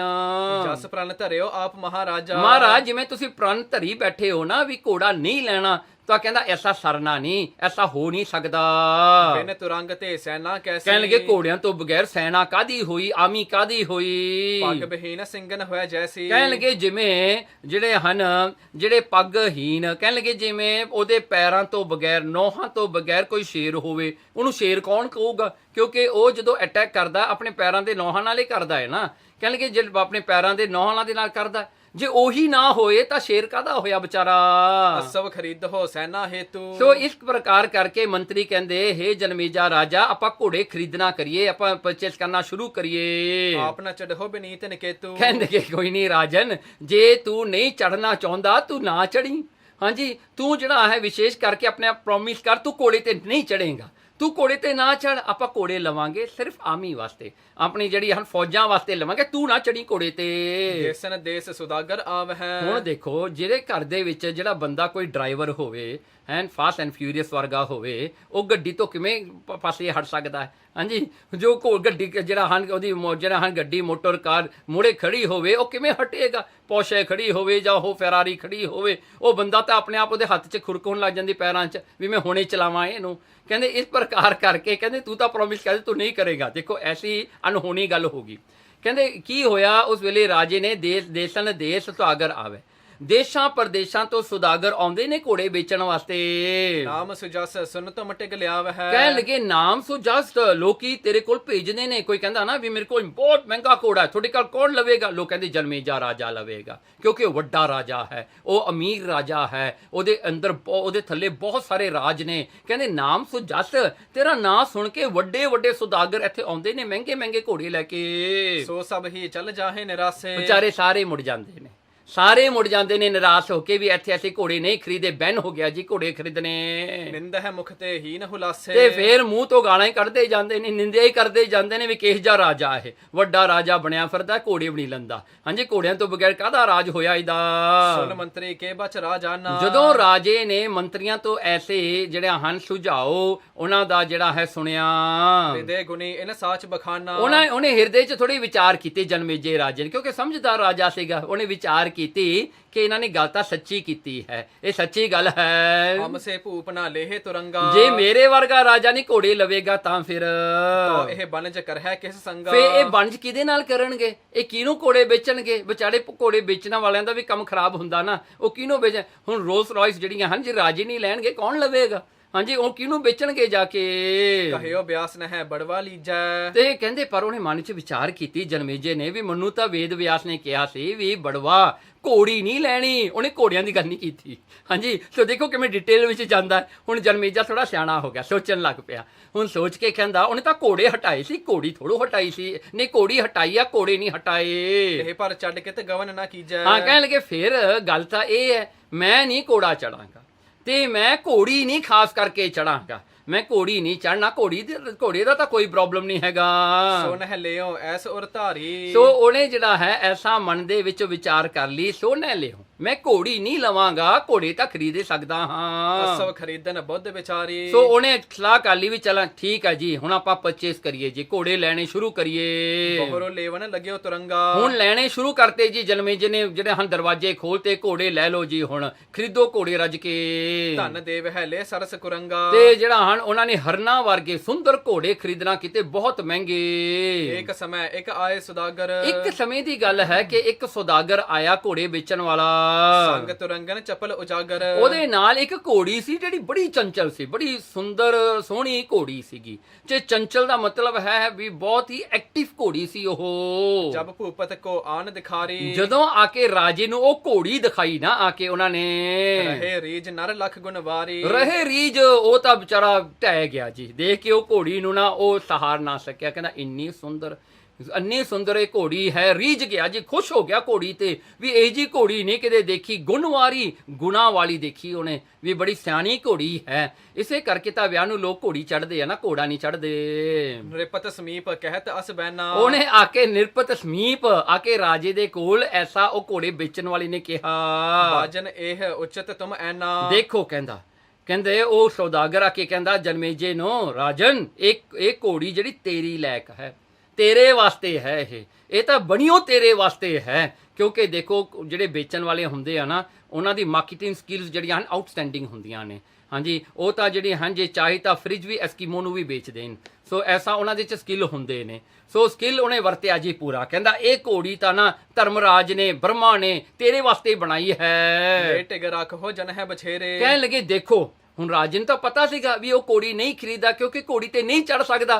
ਹੁਣ ਕੀ ਸਬਬ ਬਣਿਆ? ਕਹਿੰਦਾ ਕੋਲੇ ਰੱਖ ਲਾ, ਕੋਈ ਗੱਲ ਨਹੀਂ, ਇਹ ਘੋੜੀ ਤੋਂ ਬਛੇਰੇ ਜੰਮਣਗੇ, ਉਹ ਬਛੇਰੇ ਚੰਗੇ ਹੋਣਗੇ, ਉਹ ਚੰਗੀ ਕੁਆਲਿਟੀ ਵਾਲੇ ਬਛੇਰੇ ਹੋਣਗੇ। ਹਾਂਜੀ, ਚੰਗੇ ਘੋੜੇ ਹੋਣਗੇ ਉਹ। ਤੇ ਕਹਿੰਦਾ ਤੂੰ ਐਂ ਕਰ, ਤੂੰ ਨਾ ਚੜੀ, ਇਹਨੂੰ ਆਪਣੀ ਤਬੇਲੇ ਵਿੱਚ ਰੱਖ ਲਾ ਬਸ। ਤੇ ਜਦੋਂ ਇਹ ਬਛੇਰਾ ਕੋਈ ਦੇਗੀ, ਉਹ ਬਛੇਰਾ ਜੇ ਘੋੜਾ ਹੋਏਗਾ ਬਾਅਦ ਵਿੱਚ ਤਾਂ ਬਹੁਤ ਚੰਗੀ ਗੱਲ ਹੋਵੇਗੀ। ਅਤ ਸੁੰਦਰ ਗੁਣ ਜਾਸ ਘਨੇਰੇ। ਹਾਂ, ਕਹਿਣ ਲੱਗੇ ਅਤ ਸੁੰਦਰ, ਪਹਿਲੀ ਗੱਲ ਤੇ ਜਿਹੜਾ ਬਛੇਰਾ ਹੋਵੇਗਾ ਬਹੁਤ ਹੀ ਸੁੰਦਰ ਸੋਹਣਾ ਹੋਵੇਗਾ। ਦੂਜਾ ਉਹਦਾ ਜਸ ਵੀ ਬੜਾ ਹੋਵੇਗਾ ਕਿਉਂਕਿ ਤੇਰੇ ਕੋਲ ਉਹ ਘੋੜਾ ਹੋਵੇਗਾ ਜਿਹੜਾ ਆਮ ਖਾਸ ਘੋੜਾ ਨਹੀਂ ਹੈ, ਜਿਹੜਾ ਆਮ ਖਾਸ ਕਿਸੇ ਕੋਲ ਨਹੀਂ ਹੁੰਦਾ, ਉਹ ਘੋੜਾ ਤੇਰੇ ਕੋਲ ਸਪੈਸ਼ਲ ਹੋਵੇਗਾ। ਦੇਖੋ ਇਹੀ ਚੀਜ਼ ਤਾਂ ਲੋਕ ਮੰਗਦੇ ਨੇ, ਐਕਸਕਲੂਸਿਵਨੈਸ, ਵੀ ਮੇਰੇ ਕੋਲ ਉਹ ਚੀਜ਼ ਹੋਵੇ, ਹੋਰ ਕਿਸੇ ਕੋਲ ਨਾ ਹੋਵੇ। ਹਾਂਜੀ, ਸਿਰਫ ਮੇਰੇ ਕੋਲ ਹੀ ਹੋਵੇ। ਤਾਂ ਲੋਕ ਲਿਮਿਟਡ ਵਰਸ਼ਨ ਵਾਸਤੇ ਭੱਜੇ ਫਿਰਦੇ ਹਨ। ਚੜਨ ਉਚਿਤ ਸੋ ਹੋਏ ਤੁਮਾਰੇ। ਕਹਿਣਗੇ ਚੜਨ ਉਚਿਤ, ਇਹ ਚੜਨ ਵਾਸਤੇ ਤੇਰੇ ਵੀ ਬੜੀ ਉਚਿਤ ਹੈ, ਤੇ ਉਹ ਬਛੇਰਾ ਵੀ ਗਾਂ ਨੂੰ ਤੇਰੇ ਚੜਨ ਵਾਸਤੇ ਉਚਿਤ, ਤੇਰੇ ਵਾਸਤੇ ਬਹੁਤ ਹੀ ਜਿਹੜਾ ਹੈ ਸੁਟੇਬਲ ਹੋਵੇਗਾ। ਬੜਵਾ ਪੈਣਾ ਚੜੋ ਮਨ ਧਾਰੇ। ਕਹਿਣਗੇ ਬੜਵਾ ਪੈਣਾ ਚੜੋ। ਕਹਿਣਗੇ ਚਲੋ ਤੂੰ ਇਹ ਘੋੜੀ ਲੈ ਲਾ, ਤੂੰ ਨਾ ਚੜੀ, ਲੈਣ ਵਿੱਚ ਤਾਂ ਨਹੀਂ ਕੋਈ ਹਰਜ ਹੈਗਾ, ਇਹ ਤੋਂ ਬਛੇਰਾ ਦਵਾਉਣ ਵਾਸਤੇ ਤਾਂ ਨਹੀਂ ਕੋਈ ਹਰਜ, ਤੂੰ ਨਾ ਚੜੀ ਇਹਦੇ ਉੱਤੇ। ਇਸ ਪ੍ਰਕਾਰ ਸੁਣ ਤਿਸ ਕੀ ਬਾਣੀ। ਸੋ ਉਹਨੇ ਵੀ ਮਨ ਚ ਧਾਰਨ ਕਰ ਲਿਆ ਜੀ, ਜਨਮੇਜਨ ਮਨ ਧਾਰੇ, ਉਹਨੇ ਮਨ ਚ ਧਾਰਨ ਕਰ ਕਹਿੰਦਾ ਮੈਂ ਨਹੀਂ ਚੜਾਂਗਾ। ਤਾਂ ਇਹਦੇ ਚ ਕਿਹੜੀ ਗੱਲ ਹੋਈ, ਮੈਂ ਲੈ ਲੈਂਦਾ ਇਹ ਘੋੜੀ, ਮੈਂ ਨਹੀਂ ਚੜਾਂਗਾ। ਇਹਨੇ ਇਸ ਪ੍ਰਕਾਰ ਕਰਕੇ ਕਿਹਾ, ਲਿਓ ਤੁਰੰਗਨ ਮਨ ਠਹਿਰਾਨੀ। ਦੇਖੋ ਇਹਨੇ ਮਨ ਵਿੱਚ ਫੈਸਲਾ ਕਰ ਲਿਆ ਜਨਮੇਜਨ ਨੇ, ਇਹ ਘੋੜੀ ਲਈ ਲੈਂਦੇ ਹਾਂ, ਛੱਡਣੀ ਨਹੀਂ ਚਾਹੀਦੀ ਕਿਉਂਕਿ ਇਹ ਜੀ ਘੋੜੀ ਮਿਲਣੀ ਕੋਈ ਨਹੀਂ। ਦੇਖੋ ਨਾ ਉਸ ਸਮੇਂ 'ਚ ਜਿਹੜੀਆਂ ਘੋੜੀਆਂ ਹੁੰਦੀਆਂ ਸੀ ਜਾਂ ਲਾਈਫ ਜਿਹੜੀਆਂ ਜਾਨਵਰ ਹੁੰਦੇ ਸੀ, ਉਹਦੇ ਵਰਗੇ ਜਾਨਵਰ ਮੁੜ ਕੇ ਨਹੀਂ ਮਿਲਦੇ। ਉਹ ਕਿਹੜੇ ਕੋਈ ਗੱਡੀ ਆ ਜਿਹੜੀ ਇੱਕ ਜਿਹੜਾ ਹਨ ਮੈਨੂਫੈਕਚਰਿੰਗ ਪਲਾਂਟ 'ਚ ਬਣੀ ਹੋਈ ਆ ਵੀ ਉਹ ਜਿਹੀਆਂ ਹੋਰ 10,000 ਬਣ ਜਾਣੀਆਂ। ਘੋੜੇ ਤੇ ਘੋੜੀਆਂ ਜਿਹੜੀਆਂ ਹੁੰਦੀਆਂ ਸੀ ਇਹ ਤਾਂ ਐਕਸਕਲੂਸਿਵ ਆ ਨਾ, ਇਹ ਤਾਂ ਕਿਹੜੇ ਵੀ ਉਹ ਜਿਹਾ ਕੋਈ ਮੁੜ ਕੇ ਮਿਲਣਾ ਹੈ। ਸੁੰਦਰ ਦੇਖ ਹਿਰਦਾ ਲੋਭਾਇਆ। ਬਸ ਉਹਦੀ ਸੁੰਦਰਤਾ ਦੇਖ ਕੇ ਨਾ ਘੋੜੀ ਦੇ ਇਹਦਾ ਮਨ ਲੁਭਾਏ ਮਨ ਹੋ ਗਿਆ ਰਾਜੇ ਜਨਮੇਜੇ ਦਾ। ਦਰਬ ਸੁਦਾਗਰ ਕੋ ਦੇਵਾਇਆ। ਉਹਨੇ ਸਾਰਾ ਹੀ ਦਰਬ ਪੈਸਾ ਦੇ ਕੇ ਘੋੜੀ ਮਹਿੰਗੇ ਭਾਅ ਵਿੱਚ ਖਰੀਦ ਲਈ ਜੀ। ਲੈ ਘਰ ਰਾਖੀ ਹੇਤ ਵਧਾਵਨ। ਉਹਨੇ ਆਪਣੇ ਖਾਸ ਰਾਇਲ ਤਬੀਲੇ ਵਿੱਚ ਉਹ ਘੋੜੀ ਨੂੰ ਬੰਨਣਾ ਕੀਤਾ। ਗੁਣ ਮੰਦਰ ਸੌਦਰਜ ਸੁਹਾਵਨ। ਉਹ ਬਹੁਤ ਹੀ ਸੁੰਦਰ ਸੀ ਉਹ ਜਿਹੜੀ ਘੋੜੀ ਹੈ ਤੇ ਗੁਣਾ ਵਾਲੀ ਸੀਗੀ, ਬਹੁਤ ਸਮਝਦਾਰ ਸੀਗੀ। ਦੇਖੋ ਸਿਆਣੀ ਘੋੜੀ ਜਿਹੜੀ ਹੁੰਦੀ ਆ ਆਪਣੇ ਜਿਹੜਾ ਹਨ ਆਪਣੇ ਸਵਾਰੀ ਦੇ ਮਨ ਨੂੰ ਵੀ ਸਮਝ ਲੈਂਦੀ ਹੈ ਵੀ ਇਹ ਮੇਰਾ ਸਵਾਰ ਜਿਹੜਾ ਬੈਠਾ ਇਹ ਕੀ ਚਾਹੁੰਦਾ ਹੈ, ਉਹ ਵੀ ਜਾਣ ਲੈਂਦੀਆਂ ਹਨ। ਇਹ ਸਿਆਣੀਆਂ ਘੋੜੀਆਂ ਐਸੀਆਂ ਹੁੰਦੀਆਂ ਹਨ। ਅਸੋ ਪਾਲ ਜੋ ਸੇਵਕ ਆਹੀ। ਸੋ ਉਹ ਕਜਾ ਘੋੜੇ ਨੂੰ ਖਿਆਲ ਰੱਖਣ ਵਾਲਾ ਜਿਹੜਾ ਇਹ ਘੋੜੀ ਵਾਸਤੇ ਇੱਕ ਖਾਸ ਨੌਕਰ ਰੱਖਿਆ ਵੀ ਇਹਦਾ ਜਿਹੜਾ ਹੈ ਖਿਆਲ ਰੱਖ ਤਬੇਲੇ ਦੇ ਵਿੱਚ। ਤੇ ਉਹ ਜਿਹੜਾ ਸੇਵਕ ਸੀਗਾ ਬੜਾ ਖਿਆਲ ਰੱਖਦਾ ਸੀ। ਛੱਡ ਕਰ ਫੇਰ ਹੈ ਅਤੇ ਜਿਵ ਜਾਹੀ। ਤੇ ਫੇਰ ਜਿਹੜਾ ਹੈ ਉਹ ਘੋੜੀ ਤੇ ਚੜ ਕੇ ਉਹਨੂੰ ਗੇੜਾ ਕਢਾਉਂਦਾ ਹੁੰਦਾ ਸੀਗਾ। ਉਹਨੂੰ ਜਿਹੜਾ ਹੈ ਈਵਨਿੰਗ ਵਾਕ ਮਾਰਨਿੰਗ ਵਾਕ ਲੈ ਕੇ ਜਾਂਦਾ ਹੁੰਦਾ ਸੀਗਾ ਤੇ ਉੱਤੇ ਉਹਨੇ ਸਵਾਰ ਹੋ ਕੇ ਜਾਣਾ। ਤੇ ਇਹ ਜਿਹੜਾ ਹਨ ਉਹਦੀ ਜਿਹੜੀ ਘੋੜੀ ਦੀ ਚਾਲ ਸੀ ਕਹਿੰਦੇ ਤਿੱਖੀ ਚਾਲ ਸੀਗੀ। ਤਿੱਖੀ ਚਾਲ ਮੀਨ ਐਗਜ਼ੈਕਟਲੀ ਪ੍ਰੀਸਾਈਸਲੀ ਉਹ ਘੋੜੀ ਚੱਲਦੀ ਹੈ। ਜਦੋਂ ਉਹਨੇ ਮੋੜਨਾ ਉਹ ਐਗਜ਼ੈਕਟਲੀ ਮੋੜਦੀ ਹੈ। ਸੋ ਇਸ ਕਰਕੇ ਜਿਹੜੀਆਂ ਇਹੋ ਜਿਹੀਆਂ ਘੋੜੀਆਂ ਹੁੰਦੀਆਂ ਜੰਗ ਵਿੱਚ ਬਹੁਤ ਕੰਮ ਆਉਂਦੀਆਂ ਨੇ ਕਿਉਂਕਿ ਫੁਰਤੀ ਚਾਹੀਦੀ ਹੈ। ਸੋ ਇਸ ਪ੍ਰਕਾਰ ਕਰਕੇ ਘੋੜੀ ਦੀ ਚਾਲ ਬੜੀ ਤਿੱਖੀ ਸੀ। ਹੈ ਆਨ ਸੋ ਭੂਪਤ ਪਾਸੂ। ਉਹਨੇ ਆ ਕੇ ਨਾ ਸੇਵਕ ਨੇ ਇੱਕ ਦਿਨ ਆ ਕੇ ਰਾਜਨ ਨੂੰ ਦੱਸਿਆ। ਰਾਜੇ ਜਨਮੇਜਾ ਨੂੰ ਕਹਿੰਦਾ ਪੂਰਾ ਨਾ ਪਿਖਿਓ ਬੇਗ ਅਸ ਜਾਸੂ। ਕਹਿੰਦਾ ਦੇਖ ਮੈਂ ਬੜੇ ਘੋੜੇ ਤੇ ਘੋੜੀਆਂ ਸੰਭਾਲੀਆਂ ਆਪਣੇ ਜੀਵਨ ਵਿੱਚ ਪਰ ਐਸੀ ਘੋੜੀ ਕਹਿੰਦੇ ਜੇ ਪਹਿਲੀ ਵਾਰੀ ਆਈ ਆ ਮੇਰੇ ਕੋਲ ਜਿਹਦੀ ਬੇਗ ਦੀ ਚਾਲ ਇੰਨੀ ਸੁੰਦਰ ਹੈ ਇੰਨੀ ਸੋਹਣੀ ਚਾਲ ਚੱਲਦੀ ਹੈ ਉੱਤੇ ਬੈਠੇ ਨੂੰ ਪਤਾ ਵੀ ਨਹੀਂ ਲੱਗਦਾ ਘੋੜੀ ਤੇ ਬੈਠਾ ਹੈ। ਸੋ ਕਹਿੰਦੇ ਐਸੀ ਉਹ ਸੁੰਦਰ ਚਾਲ ਵਾਲੀ ਘੋੜੀ ਜਿਹੜੀ ਹੈ ਮੈਂ ਕਿਤੇ ਨਹੀਂ ਸੁਣੀ। ਦੇਖੋ ਘੋੜਾ ਜਿਹੜਾ ਸਿਆਣਾ ਹੁੰਦਾ ਹੈ ਨਾ ਜਦੋਂ ਸਾਹਮਣੇ ਟੋਆ ਆ ਜਾਵੇ ਉਹ ਟੋਏ ਨੂੰ ਜਿਹੜਾ ਹੈ ਇਸ ਪ੍ਰਕਾਰ ਕਰਕੇ ਲੰਘਦਾ ਹੈ ਕਿ ਉੱਤੇ ਬੈਠੇ ਬੰਦੇ ਨੂੰ ਪਤਾ ਵੀ ਨਾ ਲੱਗੇ ਕਿ ਟੋਆ ਸੀ ਥੱਲੇ। ਹੁਣ ਜਿਵੇਂ ਐਬਜ਼ੋਰਬਰਸ ਆ ਨਾ ਗੱਡੀਆਂ ਦੇ ਵਿੱਚ ਐਬਜ਼ੋਰਬਰਸ ਹੁੰਦੇ ਨੇ ਉਹਨਾਂ ਦਾ ਇਹੀ ਤਾਂ ਕੰਮ ਹੁੰਦਾ ਹੈ। ਪਰ ਘੋੜੇ ਨੈਚੁਰਲੀ ਇਹ ਗੱਲ ਨੂੰ ਉਹ ਜਾਣਦੇ ਸਨ ਵੀ ਮੇਰੇ ਉੱਤੇ ਬੈਠੇ ਹੋਏ ਬੰਦੇ ਨੂੰ ਸਵਾਰੀ ਨੂੰ ਕੋਈ ਦੁੱਖ ਨਾ ਹੋਵੇ ਤੇ ਉਹ ਡਿੱਗੇ ਵੀ ਨਾ। ਉਹ ਇਸ ਪ੍ਰਕਾਰ ਕਰ ਜੋ ਭੱਜਦਾ ਵੀ ਉਹ ਖਿਆਲ ਰੱਖਦਾ ਹੈ ਕਿਤੇ ਮੇਰੇ ਉੱਤੇ ਵੱਲ ਬੈਠਾ ਬੰਦਾ ਨਾ ਡਿੱਗ ਪਵੇ ਥੱਲੇ। ਸੋ ਐਸੀ ਜਿਹੜੀ ਹਨ ਕਹਿੰਦੇ ਬਹੁਤ ਸਮਝਦਾਰ ਘੋੜੀ ਹੈ ਇਹ। ਛੱਡਨ ਉਚਿਤ ਸੋ ਰਾਵਰ ਕੇਰੀ। ਉਹ ਸੇਵਕ ਕਹਿੰਦਾ ਆ ਕੇ ਰਾਜਾ ਜਨਮੇਜਾ ਨੂੰ ਇਹ ਘੋੜੀ ਤਾਂ ਤੇਰੇ ਚੜਨ ਦੇ ਲਾਇਕ ਹੈ ਤੂੰ ਇਹਦੇ ਉੱਤੇ ਚੜ। ਇਹ ਤਾਂ ਘੋੜੀ ਬੜੀ ਸੁੰਦਰ ਹੈ ਯੂ ਵਿਲ ਅਪਰੀਸ਼ੀਏਟ ਇਟ। ਕਹਿੰਦਾ ਹਾਂਜੀ। ਚੰਚਲਤਾ ਜਿਸ ਵਿੱਚ ਵਡੇਰੇ। ਇਹਦੇ ਵਿੱਚ ਚੰਚਲਤਾ ਬਹੁਤ ਜ਼ਿਆਦਾ ਹੈ ਇਹ ਬਹੁਤ ਐਕਟਿਵ ਘੋੜੀ ਹੈ। ਸੁਨ ਗੁਣ ਭੂਪ ਚੜਿਓ ਇੱਕ ਬੇਰਾ। ਹੁਣ ਰਾਜੇ ਤੋਂ ਰਿਆ ਨਾ ਗਿਆ। ਹਾਂਜੀ। ਸੋ ਰਾਜੇ ਨੇ ਕੀ ਕੀਤਾ ਉਸ ਵੇਲੇ ਕਿ ਇੱਕ ਵਾਰ ਕਹਿੰਦਾ ਚਲੋ ਮੈਂ ਘੋੜੀ ਤੇ ਚੜ ਜਾਣਾ ਮੈਂ ਸ਼ਿਕਾਰ ਥੋੜੋ ਜਾਣਾ। ਹਾਂਜੀ। ਜੇ ਮੈਂ ਸ਼ਿਕਾਰ ਵੀ ਗਿਆ ਮੈਂ ਕਿਹੜੇ ਦੱਖਣ ਵੱਲ ਜਾਣਾ ਹੈ ਮੈਂ ਸਾਊਥ ਵੱਲ ਨਹੀਂ ਜਾਵਾਂਗਾ। ਦੱਖਣ ਦਿਸ ਕੋ ਗਇਓ ਅਖੇਰਾ। ਕੀ ਹੋਇਆ ਰਾਜੇ ਨੇ ਜੋ ਇੱਕ ਵਾਰੀ ਘੋੜੀ ਦਾ ਸਵਾਦ ਲਿਆ ਨਾ ਬਸ ਮੁੜ ਕੇ ਉਹੀ ਘੋੜੀ ਤੇ ਚੜਨ ਲੱਗ ਪਿਆ। ਚੜਦਿਆਂ ਇੱਕ ਦਿਨ ਕੀ ਹੋਇਆ ਸ਼ਿਕਾਰ ਖੇਡਣ ਚਲਿਆ ਗਿਆ ਤੇ ਸ਼ਿਕਾਰ ਖੇਡਦਿਆਂ ਹੋਇਆਂ ਨਿਕਸ ਚੱਲਿਓ ਇੱਕ ਮਿਰਗ ਅਗਾਰੀ। ਇੱਕ ਮਿਰਗ ਆਇਆ ਡੀਅਰ ਜਿਹੜਾ ਸੀ ਉਹਦੇ ਜਿਹੜਾ ਹਨ ਜਿਹੜਾ ਦੱਖਣ ਦਿਸ਼ ਨੂੰ ਜਾ ਕੇ ਸ਼ਿਕਾਰ ਖੇਡਦਿਆਂ ਹੋਇਆਂ ਉਹ ਕਿਵੇਂ ਦੱਖਣ ਦਿਸ਼ ਨੂੰ ਗਿਆ ਕਿ ਉਹਦੇ ਸਾਹਮਣੇ ਇੱਕ ਮਿਰਗ ਆ ਗਿਆ। ਦੇਖ ਤੁਰੰਗਨ ਪਿੱਛੇ ਡਾਰੀ। ਉਹਨੇ ਨਿਕਸ ਚੱਲਿਓ ਇੱਕ ਮਿਰਗ ਅਗਾਰੀ। ਜਦੋਂ ਮਿਰਗ ਅੱਗੇ ਉਹਦੇ ਆਇਆ ਨਾ ਕਹਿੰਦਾ ਦੇਖ ਤੁਰੰਗਨ ਪੀਛ ਡਾਰੀ। ਉਹਨੇ ਜਿਹੜਾ ਹੈ ਉਹ ਡੀਅਰ ਦੇ ਪਿੱਛੇ ਆਪਣਾ ਘੋੜਾ ਲਾਤਾ ਤਾ ਜਨਮੇਜਾ ਨੇ। ਉਹਨੇ ਫਿਰ ਉਸ ਤੇ ਕੰਪਸ ਨਹੀਂ ਦੇਖਿਆ ਫਿਰ ਕਿਹੜੀ ਉੱਤਰ ਵਾਲੀ ਦਿਸ਼ਾ ਹੈ ਕਿਹੜੀ ਜਿਹੜੀ ਹਨ ਦੱਖਣ ਵਾਲੀ ਹੈ ਉਹਨੇ ਨਹੀਂ ਦੇਖਿਆ। ਫਿਰ ਉਹਨੇ ਤਾਂ ਬਸ ਜਿੱਧਰ ਨੂੰ ਡੀਅਰ ਗਿਆ ਨਾ ਉਹਨੇ ਘੋੜਾ ਆਪਣਾ ਘੋੜੀ ਪਿੱਛੇ ਲਾ ਲਈ। ਭੱਟ ਇੱਕ ਸੰਗ ਪਹੁੰਚਿਓ ਨਹੀਂ। ਤੇ ਕੀ ਹੋਇਆ ਉਹ ਘੋੜੀ ਇੰਨੀ ਤੇਜ਼ੀ ਨਾਲ ਭੱਜੀ ਤੇ ਉਹ ਜਿਹੜਾ ਹੈ ਹਿਰਨ ਦੇ ਪਿੱਛੇ ਕਿ ਪਿੱਛੇ ਸਾਰੇ ਜਿਹੜੇ ਉਹਦੇ ਜਿਹੜੇ ਫੌਜ ਸੀ ਨਾ ਪਿੱਛੇ ਰਹਿ ਗਈ। ਰਾਜਾ ਇਕੱਲਾ ਹੀ ਰਹਿ ਗਿਆ ਉਸ ਦੇ ਪਿੱਛੇ ਭੱਜਦਾ ਦੌੜਦਾ ਹੋਇਆ। ਗਮਨਿਓ ਬੇਪਨ ਗਹਿਨ ਕੇ ਮਾਹੀ। ਬਹੁਤ ਗੂੜੇ ਜੰਗਲ ਦੇ ਵਿੱਚ ਦੱਖਣ ਵੱਲ ਪਹੁੰਚ ਗਿਆ ਜੀ ਰਾਜਾ ਉੱਥੇ। ਮਾਰ ਮਿਰਗ ਕੋ ਸ਼ਰਮ ਭਾ ਭਾਰੀ। ਹੁਣ ਥਕੇਵਾਂ ਤਾਂ ਹੋ ਗਿਆ ਜੀ ਤੇ ਥਕੇਵਾਂ ਹੋ ਗਿਆ ਕਿਉਂਕਿ ਉਹ ਮਿਰਗ ਨੂੰ ਵੀ ਮਾਰ ਦਿੱਤਾ ਸ਼ਿਕਾਰ ਕਰ ਲਿਆ। ਰਾਜਾ ਖੁਸ਼ ਹੋ ਗਿਆ ਵੀ ਮੈਂ ਮਿਰਗ ਦਾ ਸ਼ਿਕਾਰ ਕਰ ਲਿਆ ਪਰ ਰਾਜਾ ਬਹੁਤ ਥੱਕ ਗਿਆ। ਵਿਆਸ ਬਖਾਨੀ ਦੀਨ ਬਿਸਾਰੀ। ਦੇਖੋ ਹੁਣ ਉਹ ਵੇਦ ਵਿਆਸ ਦੀ ਕਹੀ ਹੋਈ ਗੱਲ ਨਾ ਭੁੱਲ ਗਈ ਰਾਜੇ ਨੂੰ ਕਿਉਂਕਿ ਇੱਕ ਤਾਂ ਖੁਸ਼ੀ ਹੋ ਗਈ ਵੀ ਮੈਂ ਉਹ ਡੀਅਰ ਮਾਰ ਲਿਆ ਮੈਂ ਉਹ ਹੰਟ ਕਰ ਲਿਆ ਬੜਾ ਔਖਾ ਕੀਤਾ ਪਾ ਕਰ ਲਿਆ ਤੇ ਇਹ ਖੁਸ਼ੀ ਦੇ ਵਿੱਚ ਨਾ ਉਹਨੇ ਉਹ ਗੱਲ ਭੁੱਲ ਗਈ ਕਿ ਵੇਦ ਵਿਆਸ ਨੇ ਮੈਨੂੰ ਕੀ ਕਿਹਾ ਸੀ। ਸਰ ਤੱਟ ਸੋਇਓ ਪੀ ਕਰ ਪਾਣੀ। ਉਹਨੇ ਉਹੀ ਕੰਮ ਕੀਤਾ ਘੋੜੀ ਬੰਨ ਕੇ ਉੱਥੇ ਦਰਖਤ ਦੇ ਥੱਲੇ ਇੱਕ ਲਿਕ ਦੇ ਲਾਗੇ ਲਿਕ ਦੇ ਕੰਢੇ ਤੇ ਘੋੜੀ ਬੰਨ ਦਿੱਤੀ ਤੇ ਨਾਲ ਇੱਕ ਦਰਖਤ ਦੇ ਥੱਲੇ ਜਾ ਕੇ ਸੌਂ ਗਿਆ। ਲਿਕਟ ਤੁਰੰਗਨ ਬ੍ਰਿਖ ਬੰਧਾਨੀ। ਤੇ ਕਹਿੰਦੇ ਕੋਲੇ ਹੀ ਜਿਹੜਾ ਹਨ ਇੱਕ ਦਰਖਤ ਦੇ ਜਿਹੜਾ ਮੁੱਢ ਦੇ ਨਾਲ ਬੰਨਤੀ ਜੇ ਘੋੜੀ ਉਹ ਸਰਵਰ ਤੇ ਤਬ ਨਿਕਸ ਤੁਰੰਗਾ। ਉਹੀ ਗੱਲ ਹੋਈ ਉਹ ਲਿਕ ਦੇ ਵਿੱਚੋਂ ਇੱਕ ਘੋੜਾ ਨਿਕਲਿਆ ਨਿਕਲ ਕਰਕੇ ਉਹ ਘੋੜੀ ਕੋਲ ਆਇਆ। ਮੈਥਨ ਕੀਨ ਬਾਜਨੀ ਸੰਗਾ। ਉਹਨੇ ਸਰਬੰਧ ਕੀਤਾ ਜੀ ਉਹ ਘੋੜੀ ਦੇ ਨਾਲ ਉਹ ਘੋੜੇ ਨੇ ਜਿਹੜਾ ਲੇਕ ਵਿੱਚੋਂ ਨਿਕਲਿਆ ਸੀ। ਬਹਰ ਪ੍ਰਵੇਸਿਓ ਜਲ ਕੇ ਮਾਹੀ। ਫਿਰ ਉਹ ਜਿਹੜਾ ਹੈ ਵਾਪਸ ਉਹੀ ਲੇਕ ਦੇ ਵਿੱਚ ਜਾ ਪ੍ਰਵੇਸ਼ ਹੋਇਆ ਉਹ ਘੋੜਾ। ਭੂਪਤ ਸੁਧ ਪਾਏ ਕੋ ਨਾਹੀ। ਤੇ ਹੁਣ ਇਹ ਸਾਰੀ ਗੱਲ ਦਾ ਜਿਹੜਾ ਹਨ ਇਹ ਘੋੜੀ ਦੇ ਨਾਲ ਕੀ ਹੋਇਆ ਘੋੜਾ ਆਇਆ ਉਹ ਕੋਈ ਵੀ ਗੱਲ ਦੀ ਜਿਹੜੀ ਖਬਰ ਰਾਜਾ ਜਨਮੇਜਾ ਨੂੰ ਨਹੀਂ ਹੋਈ, ਕਿਉਂਕਿ ਸੌਂ ਗਿਆ ਸੀ ਇਹ। ਛੁੱਟੀ ਨੀਂਦ ਹੋਇਆ ਕਰ ਅਸਵਾਰਾ, ਜਦੋਂ ਇਹਦੀ ਨੀਂਦ ਖੁੱਲੀ ਤਾਂ ਘੋੜੀ ਤੇ ਅਸਵਾਰ ਹੋ ਕੇ ਆਨ ਪਹੁੰਚਿਓ ਆਪਨ ਅਗਾਰਾ, ਪਹੁੰਚ ਗਿਆ ਜੀ ਆਪਣੇ ਘਰ ਵਾਪਸ ਇੱਕ ਰਾਜਾ ਜਨਮੇਜਾ। ਧਾਰ ਗਰਭ ਤਿਨ ਦੀਨ ਬਛੇਰਾ, ਕੀ ਹੋਇਆ, ਉਹ ਘੋੜੀ ਜਿਹੜੀ ਸੀਗੀ ਉਹ ਹੋ ਗਈ ਜੀ ਪ੍ਰੈਗਨੈਂਟ, ਗਰਭਵਤੀ ਹੋ ਗਈ, ਤੇ ਗਰਭ ਤੋਂ ਬਾਅਦ ਉਹਦਾ ਇੱਕ ਵਛੇਰਾ ਹੋਇਆ। ਸਿਆਮ ਕਰਨ ਤਨ ਰੁਚਰ ਕਨੇਰਾ, ਐਗਜ਼ੈਕਟਲੀ ਉਹ ਵਛੇਰਾ ਵੈਸਾ ਹੀ ਸੀ ਜਿਵੇਂ ਵੇਦ ਵਿਆਸ ਨੇ ਦੱਸਿਆ ਸੀ। ਉਹਦੇ ਕੰਨ ਕਾਲੇ ਸੀਗੇ, ਬਾਕੀ ਦਾ ਸਰੀਰ ਸਾਰਾ ਚਿੱਟਾ ਸੀ, ਚੰਦ ਵਰਗਾ। ਜਗ ਉਚਿਤ ਅਸ ਮੂਰਤ ਕੀਨੀ, ਜਗ ਉਚਤ ਕਹਿਣ ਲੱਗੇ, ਉਹਨੇ ਦੇਖਿਆ ਵੀ ਇਹ ਜਗ ਕਰਨ ਦੇ ਲਾਇਕ ਹੈ, ਇੰਨਾ ਸੋਹਣਾ ਘੋੜਾ ਮੇਰਾ। ਕਹਿੰਦਾ ਇਹ ਘੋੜੇ ਨੂੰ ਤਾਂ ਜਿਹੜਾ ਦੇਖੂਗਾ ਦੇਖਦਾ ਹੀ ਰਹਿ ਜਾਏਗਾ। ਤੋ ਉਹਨੇ ਕਹਿੰਦਾ ਵੀ ਮੈਂ ਇੱਕ ਯੱਗ ਕਰਾਂ ਇਸ ਦੇ ਨਾਲ। ਸਭ ਮਿਲਨ ਰਿਪ ਕੋ ਮਸਲਤ ਦੀਨੀ, ਉਹਨੇ ਸਾਰੇ ਰਾਜਿਆਂ ਨੇ ਵੀ ਇਹੀ ਸਲਾਹ ਉਹਨੂੰ ਦਿੱਤੀ, ਜਿਹੜੇ ਰਾਜੇ ਇਹਦੇ ਥੱਲੇ ਸਨ ਉਹ ਸਾਰਿਆਂ ਨੇ ਵੀ ਇਹੀ ਸਲਾਹ ਦਿੱਤੀ ਵੀ ਤੂੰ ਯੱਗ ਕਰ ਲਾ ਹੁਣ। ਮਖ ਕੀ ਜੈ ਹੋਇਆ ਸੁਜਸ ਬੜੇ, ਹਾਂ ਕਹਿੰਦੇ ਕਿ ਤੂੰ ਯੱਗ ਕਰੇਂਗਾ, ਤੇਰਾ ਜਸ ਤੇਰਾ ਪ੍ਰੇਸ ਸਾਰੀ ਦੁਨੀਆ ਤੇ ਹੋਵੇਗਾ। ਚਾਹੇ ਪੁੰਨ ਫਲ ਹੋਤ ਕਨੇਰੋ, ਦੇਖੋ ਜਾਹੇ ਪੁੰਨ, ਇਹ ਯੱਗ ਦਾ ਪੁੰਨ ਜਿਹੜਾ ਤੈਨੂੰ ਮਿਲੇਗਾ, ਅੱਗੇ ਤੇਰਾ ਰਾਜ ਹੋਰ ਵਧੇਗਾ, ਹੋਰ ਤੇਰਾ ਪਾਵਰ ਹੋਵੇਗਾ, ਤੇ ਤੂੰ ਹੋਰ ਵੀ ਫਲਾਰਿਸ਼ ਹੋਵੇਂਗਾ। ਕਹੇ ਸਬਨ ਕੇ ਨ੍ਰਿਪ ਬਿਰਮਾਇਆ, ਹੁਣ ਦੇਖੋ ਇਹ ਰਾਜਾ ਜਿਹੜਾ ਸਾਰਿਆਂ ਦੇ ਕਹੇ ਤੇ ਬਿਰਮਾ ਗਿਆ, ਇਹਨੇ ਉਹੀ ਕਾਰਜ ਕੀਤਾ। ਦੇਖੋ ਕਿਹਾ ਹੋਇਆ ਸੀ ਵੇਦ ਵਿਆਸ ਨੇ ਤੂੰ ਐਸਾ ਕਰੇਂਗਾ। ਕਹੇ ਸਬਨ ਕੇ, ਜਦੋਂ ਲੋਕ ਆ ਕੇ ਪੂਰਾ ਇਹਨੂੰ ਜਿਹੜਾ ਹੈ ਵਡਿਆ ਦਿੱਤਾ, ਇਹ ਸਾਰੀ ਗੱਲ ਭੁੱਲ ਗਿਆ ਹੁਣ।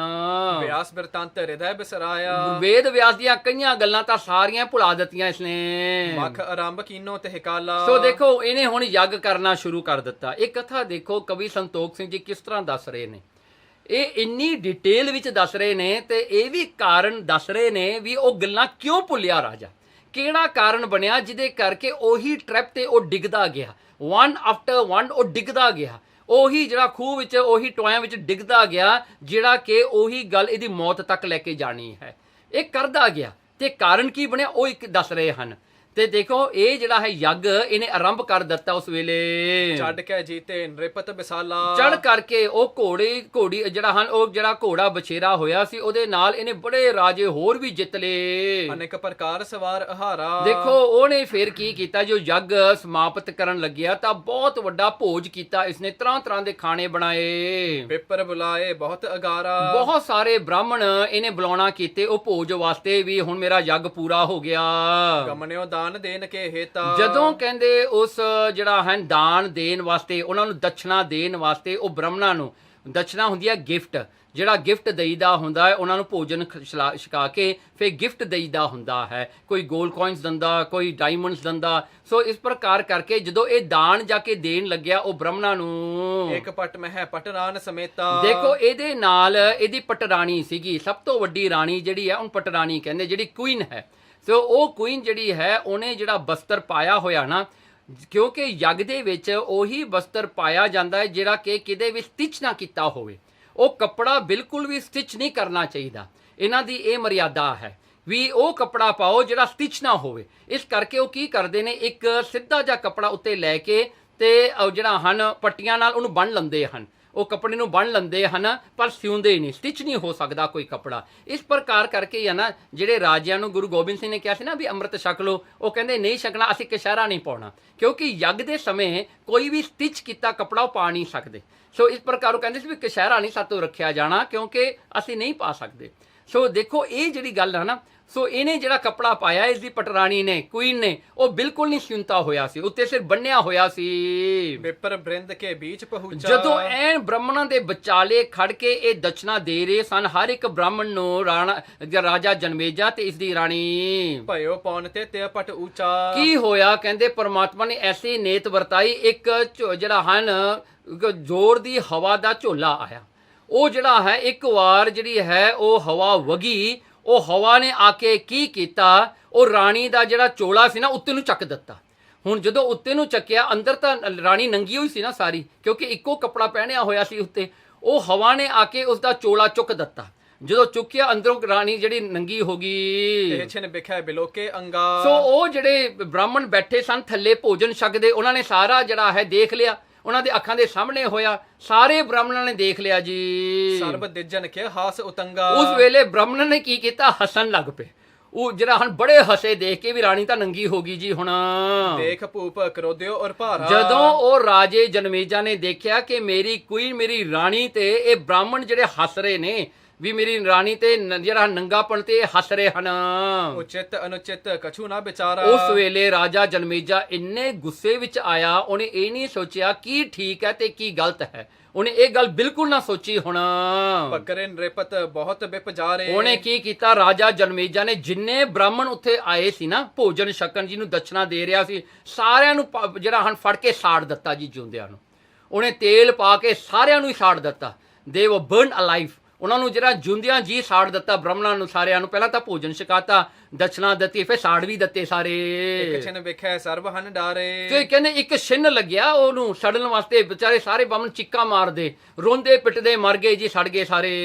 ਮਹਾ ਪਾਪ ਤੇ ਭਾ ਦੁਖ ਭਾਰੀ। ਹੁਣ ਉਹ ਜੱਗ ਦੇ ਜਿਹੜਾ ਹਨ ਉਹ ਸਮੇਂ ਦਾ ਐਸੀ ਮਰਿਆਦਾ ਸੀ, ਕਿਉਂਕਿ ਇਹਨੇ ਜਿਹੜੇ ਹਨ ਜੀਵ ਹੱਤਿਆ ਕੀਤੀ, ਬ੍ਰਾਹਮਣ ਮਾਰੇ, ਤਾਂ ਇਹਨੂੰ ਜਿਹੜਾ ਮਹਾ ਦੁੱਖ ਹੋਇਆ, ਬਹੁਤ ਦੁੱਖ ਹੋਇਆ ਜੀ ਇਹ ਰਾਜੇ ਜਨਮੇਜੇ ਨੂੰ। ਵੱਡਿਓ ਕੁਸਟ ਤੇ ਦੇਹ ਮਝਾਰੀ। ਕੀ ਹੋਇਆ, ਇਹਦੇ ਸਰੀਰ ਤੇ ਕੋੜ ਹੋ ਗਿਆ ਜੀ, ਕੋੜ ਲੈਪਰਸੀ ਬਣ ਗਿਆ ਜੀ। ਇਹ ਜਿਹੜਾ ਹਨ ਇਹਨੂੰ ਲੈਪਰਸੀ ਜਿਹੜੀ ਹੈ ਇਹਦੇ ਸਰੀਰ ਤੇ ਜਿਹੜਾ ਹਨ ਇਹਨੂੰ ਸਾਰੀ ਹੀ ਕੁਸ਼ਟਾ ਜਾਂ ਉਹ ਜਿਹੜੀ ਹੈ ਉਹ ਸਾਰੀ ਨੇ ਘੇਰ ਲਿਆ, ਛਾਲੇ ਹੋ ਗਏ ਜੀ। ਆਨ ਬਿਆਸ ਬਹੁਰੋ ਸਮਝਾਇਓ। ਫੇਰ ਵੇਦ ਵਿਆਸ ਆਇਆ ਸਮਝਾਉਣ ਵਾਸਤੇ ਇਹ ਰਾਜਾ ਜਨਮੇਜਾ ਨੂੰ। ਭਾਰਤ ਕੋ ਇਤਿਹਾਸ ਸੁਣਾਇਓ। ਉਹਨੇ ਜਿਹੜਾ ਹਨ ਵੇਦ ਵਿਆਸ ਨੇ ਕਿਹਾ ਇੱਕ ਤਰੀਕਾ ਹੈ ਤੇਰਾ ਜਿਹੜਾ ਹਨ ਕੁਸ਼ਟ ਦਾ ਰੋਗ ਦੂਰ ਕਰਨ ਵਾਸਤੇ, ਤੇਰੀ ਲੈਪਰਸੀ ਦੂਰ ਕਰਨ ਵਾਸਤੇ ਇੱਕੋ ਇੱਕ ਤਰੀਕਾ ਹੈ। ਉਹ ਕੀ ਹੈ, ਤੂੰ ਮਹਾਭਾਰਤ ਦੀ ਕਥਾ ਸੁਣ। ਤੇ ਮਹਾਭਾਰਤ ਦੀ ਕਥਾ ਮੈਂ ਸੁਣਾਉਂਦਾ, ਤੂੰ ਸੁਣ ਸਾਰੀ। ਕਹਿਓ ਭੀਮ ਕੋ ਜਬ ਇਤਿਹਾਸਾ। ਹੁਣ ਉਹ ਇਤਿਹਾਸ ਮਹਾਭਾਰਤ ਦਾ ਚੱਲਦਾ ਗਿਆ। ਜਦੋਂ ਉਹ ਸਾਖੀ ਆਈ ਨਾ ਕਿ ਜਿਹੜਾ ਹਨ ਭੀਮ ਸੈਨ ਜਿਹੜਾ ਸੀ ਨਾ ਪਾਂਡਵਾਂ ਵਿੱਚੋਂ, ਤੇ ਭੀਮ ਸੈਨ ਜਿਹੜਾ ਸਭ ਤੋਂ ਤਕੜਾ ਸੀ ਪੰਜਾਂ ਪਾਂਡਵਾਂ ਦੇ ਵਿੱਚੋਂ, ਕਹਿੰਦੇ ਉਹਦਾ ਜਦੋਂ ਇਤਿਹਾਸ ਆਇਆ, ਕਰੀ ਬਗਾਏ ਵਿੱਚ ਆਕਾਸਾ। ਕਹਿੰਦੇ ਉਹ ਸਾਖੀ ਵਿੱਚ ਐਸਾ ਆਉਂਦਾ ਹੈ ਕਿ ਜਦੋਂ ਮਹਾਭਾਰਤ ਦਾ ਜੰਗ ਹੋਇਆ ਨਾ, ਤੇ ਭੀਮ ਸੈਨ ਨੇ ਕੀ ਕੀਤਾ, ਹਾਥੀਆਂ ਨੂੰ ਉਹਨਾਂ ਦੇ ਟਰੰਕ, ਉਹਨਾਂ ਦੀ ਸੁੰਡ ਤੋਂ ਫੜ ਕੇ ਉੱਤੇ ਨੂੰ ਘੁਮਾ ਕੇ ਜਿਵੇਂ ਕੋਈ ਰੱਸੀ ਘੁਮਾਉਂਦਾ ਹੁੰਦਾ ਨਾ, ਜਿਵੇਂ ਕਾਊਬॉय ਆਪ ਦੇਖੇ ਹੋਣੇ ਤੁਸੀਂ ਰੱਸੀ ਘੁਮਾਉਂਦੇ।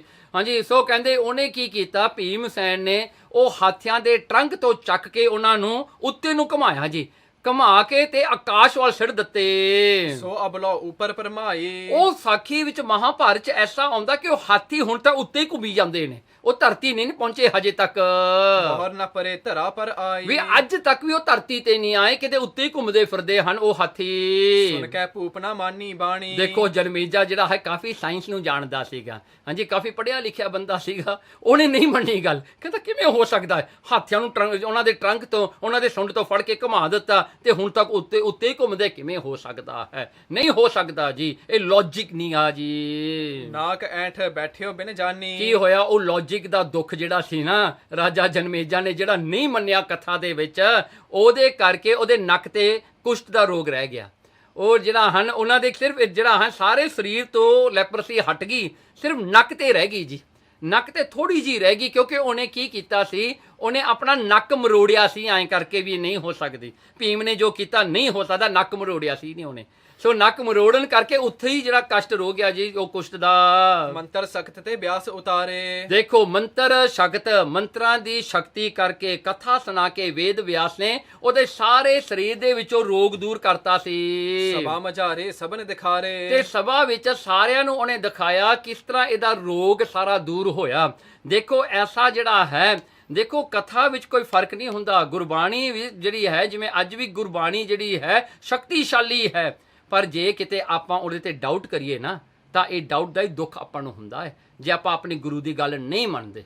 ਇਹ ਨਾ ਮੰਨਣ ਕਰਕੇ ਸਾਰੇ ਦੁੱਖ ਨੇ। ਕਹਿੰਦੇ ਸਭਾ ਮਝਾਰੀ ਸਾਰਿਆਂ ਨੂੰ ਦਿਖਾਇਆ ਵੀ ਸਾਰੀ ਇਹ ਕਥਾ ਦਾ ਜਿਹੜਾ ਫਲ, ਰਾਜਾ ਜਨਮੇਜੇ ਦਾ ਸਰੀਰ ਸਾਰਾ ਠੀਕ ਹੋ ਗਿਆ। ਉਹਦਾ ਨੱਕ ਕਿਉਂ ਨਹੀਂ ਠੀਕ ਹੋਇਆ? ਕਿਉਂਕਿ ਉਹਨੇ ਆਪਣੇ ਆਪ ਹੀ ਇਹ ਦੁਬਦਾ ਪਾਈ ਹੈ, ਉਹਦੀ ਆਪਣੀ ਦੁਬਦਾ ਕਰਕੇ ਹੀ ਉਹ ਕਸ਼ਟ ਉਹਦੇ ਕੋਲ ਰਹਿ ਗਿਆ।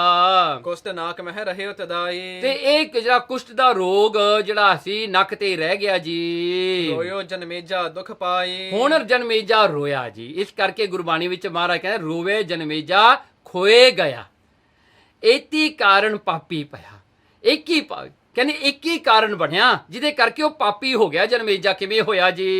ਇਸ ਤੇ ਛੂਟ ਗਏ ਤਨ ਪ੍ਰਾਨਾ। ਦੇਖੋ ਉਹ ਇੱਕ ਕਸ਼ਟ ਜਿਹੜਾ ਸੀ ਨੱਕ ਤੇ ਰਹਿਣ ਕਰਕੇ ਜਨਮੇਜਾ ਦੀ ਮੌਤ ਹੋਈ।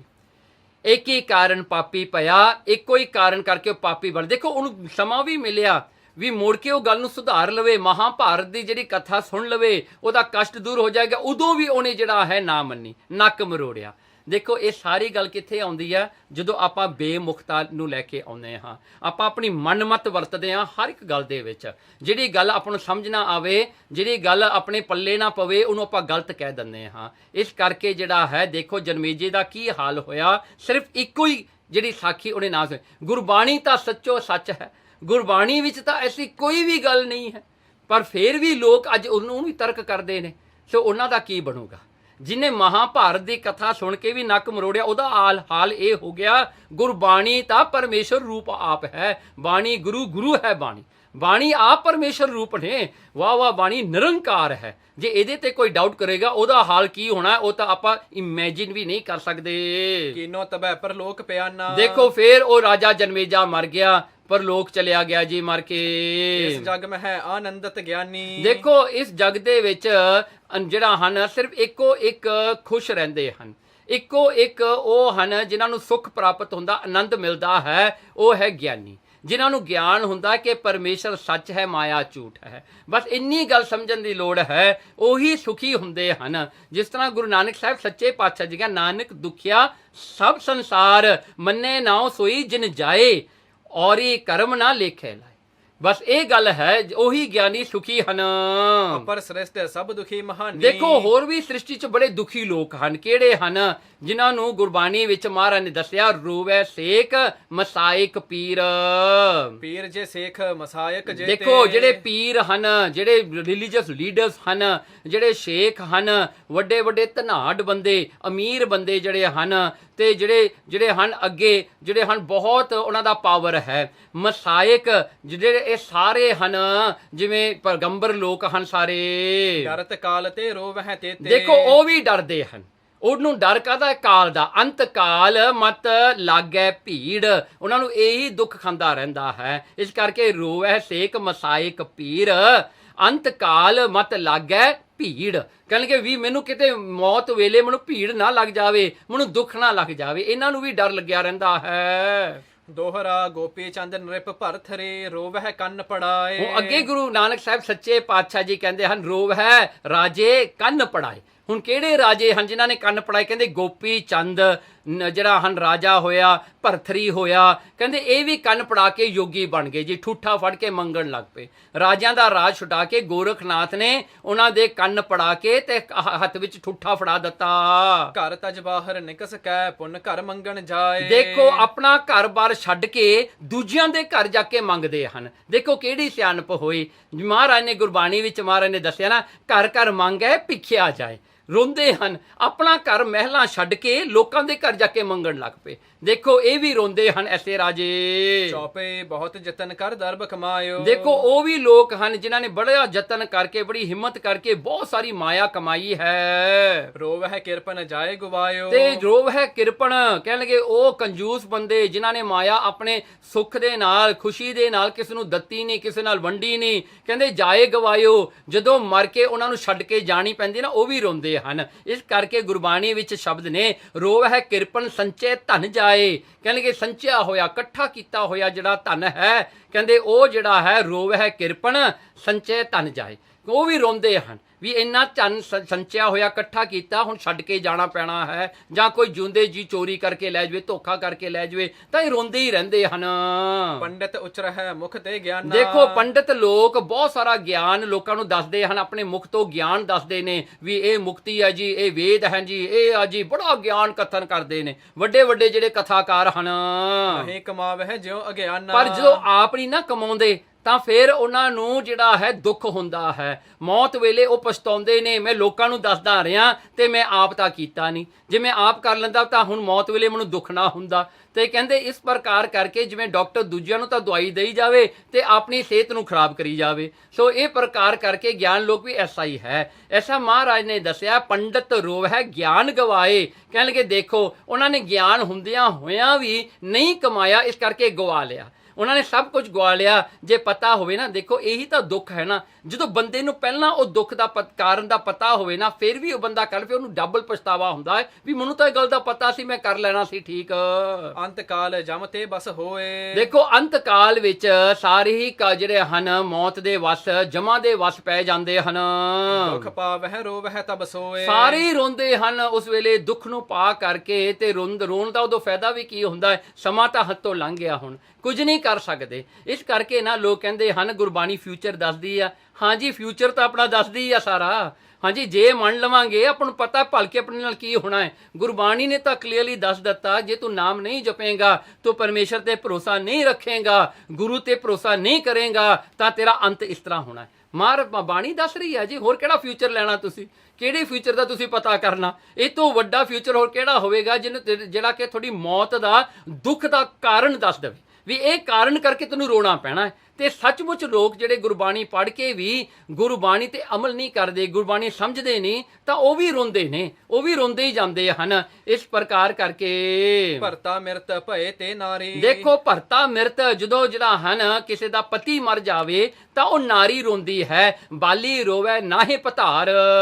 ਰੋਵਹਿ ਸੇ ਗੁਣ ਕਰਤ ਉਚਾਰੀ। ਫਿਰ ਉਹ ਰੋਂਦੀ ਹੈ, ਕਹਿੰਦੀ ਮੇਰੇ ਪਤੀ ਵਿੱਚ ਇਹ ਗੁਣ ਸੀ, ਉਹ ਗੁਣ ਸੀ, ਜਿਉਂਦੇ ਜੀ ਤਾਂ ਉਹਦੀ ਸੇਵਾ ਨਹੀਂ ਕੀਤੀ ਵਿਚਾਰੇ ਦੀ, ਉਹਨੂੰ ਗਾਲਾਂ ਕੱਢਦੀ ਰਹੀ ਸਾਰੀ ਉਮਰ। ਜਦੋਂ ਮਰ ਜਾਂਦਾ ਹੈ ਕਹਿੰਦੀ ਉਹ ਚੰਗਾ ਸੀ ਵਿਚਾਰਾ, 2 ਗਾਲਾਂ ਮੇਤੋਂ ਖਾਈ ਲੰਦਾ ਸੀ। ਸ੍ਰੀ ਗੁਰ ਕਹੈ ਮਰਦਾਨਾ ਸੁਣੀਏ। ਜੋ ਗੁਰੂ ਨਾਨਕ ਸਾਹਿਬ ਸੱਚੇ ਪਾਤਸ਼ਾਹ ਜੀ ਕਹਿੰਦੇ ਹਨ ਮਰਦਾਨਿਆ ਇਹ ਸੁਣ ਹੁਣ, ਸਭ ਸੰਸਾਰ ਦੁਖੀ ਹੀ ਗੁਣੀਏ। ਇਸ ਕਰਕੇ ਸਾਰਾ ਹੀ ਸੰਸਾਰ ਤੂੰ ਦੁਖੀ ਹੀ ਜਾਣਨਾ ਕਰ, ਨਾਨਕ ਦੁਖੀਆ ਸਭ ਸੰਸਾਰ। ਫਸੇ ਮੋਹ ਮਹਿ ਰਹਿਤ ਦੁਖਾਰੇ। ਕਿਉਂ ਦੁਖੀ ਹਨ? ਕਿਉਂਕਿ ਮੋਹ ਦੇ ਵਿੱਚ ਫਸੇ ਹੋਏ ਹਨ ਸਾਰੇ, ਅਟੈਚਮੈਂਟ ਹੈ, ਬੜਾ ਅਟੈਚ ਹੋ ਜਾਂਦੇ ਹਾਂ ਆਪਾਂ। ਕਹਿੰਦੇ ਇਸ ਕਰਕੇ ਦੁਖੀ ਰਹਿੰਦੇ ਹਾਂ ਕਿਉਂਕਿ ਸਾਰੀ ਗੱਲ ਨਾਲ ਮੋਹ ਕਰੀ ਜਾਂਦੇ ਹਾਂ, ਛੋਟੀ ਮੋਟੀ ਗੱਲ ਵੀ ਮੋਹ ਕਰੀ ਜਾਂਦੇ ਹਾਂ। ਸੜਕ ਤੇ ਫਿਰਦੀ ਬਿੱਲੀ ਨਾਲ ਵੀ ਪਿਆਰ ਪੈ ਜਾਂਦਾ, ਬੰਦੇ ਦਾ ਮੋਹ ਪੈ ਜਾਂਦਾ ਹੈ। ਹਾਂਜੀ ਹੋਰ ਤਾਂ ਗੱਲਾਂ ਕੀ ਕਰਨੀਆਂ ਹਨ। ਹਾਂਜੀ ਘਰ ਵਿੱਚ ਜਿਹੜਾ ਹੈ ਹਰ ਇੱਕ ਚੀਜ਼ ਨਾਲ ਮੋਹ ਪੈ ਜਾਂਦਾ ਹੈ। ਸੋ ਇਹ ਮੋਹ ਜਿਹੜਾ ਬੜਾ ਤੰਗ ਕਰਦਾ ਬੰਦੇ ਨੂੰ। ਜਗਤ ਉਦਦ ਕੋ ਪਾਏ ਨਾ ਪਾਰੇ। ਦੇਖੋ ਇਹ ਜਗਤ ਜਿਹੜਾ ਇਹ ਸਮੁੰਦਰ ਰੂਪ ਹੈ, ਪਦਾਰਥਾਂ ਨਾਲ ਭਰਿਆ ਹੋਇਆ, ਇਹ ਤੋਂ ਪਾਰ ਨਹੀਂ ਪਾਇਆ ਜਾਂਦਾ। ਇਸ ਕਰਕੇ ਮਹਾਰਾਜ ਜੀ ਕਹਿੰਦੇ ਹਨ ਨਾਨਕ ਦੁਖਿਆ ਸਭ ਸੰਸਾਰ, ਮੰਨੈ ਨਾਉ ਸੋਈ ਜਨ ਜਾਏ। ਦੋਹਰਾ ਵਾਹਿਗੁਰੂ ਸਤਨਾਮ ਜੋ ਮੰਨੈ ਸੋ ਜਨ ਜਾਏ। ਦੇਖੋ ਵਾਹਿਗੁਰੂ ਹੀ ਸਤਨਾਮ ਹੈ। ਇਸ ਕਰਕੇ ਮਹਾਰਾਜ ਕਹਿੰਦੇ ਮੰਨੈ ਨਾਉ, ਮਨ ਕਿਹੜਾ ਨਾਮ ਮੰਨਣਾ ਹੈ? ਵਾਹਿਗੁਰੂ। ਵਾਹਿਗੁਰੂ ਹੀ ਪਰਮੇਸ਼ਰ ਦਾ ਸੱਚਾ ਨਾਮ ਹੈ। ਉਹੀ ਸਤਕਾਲ ਵਿੱਚ ਜਿਹੜਾ ਹਨ ਪ੍ਰਗਟ ਰੂਪ ਨਾਮ ਹੈ, ਸਾਰੇ ਸਮੇਂ ਵਿੱਚ ਹੀ ਰਹਿਣ ਵਾਲਾ ਉਹ ਵਾਹਿਗੁਰੂ ਪਰਮੇਸ਼ਰ ਦਾ ਨਾਮ ਹੈ। ਉਹਨੂੰ ਮੰਨਣਾ ਕਰੋ। ਅਸੀਂ ਨਹੀਂ ਰਹਿਣਾ, ਵਾਹਿਗੁਰੂ ਨੇ ਰਹਿਣਾ ਹੈ।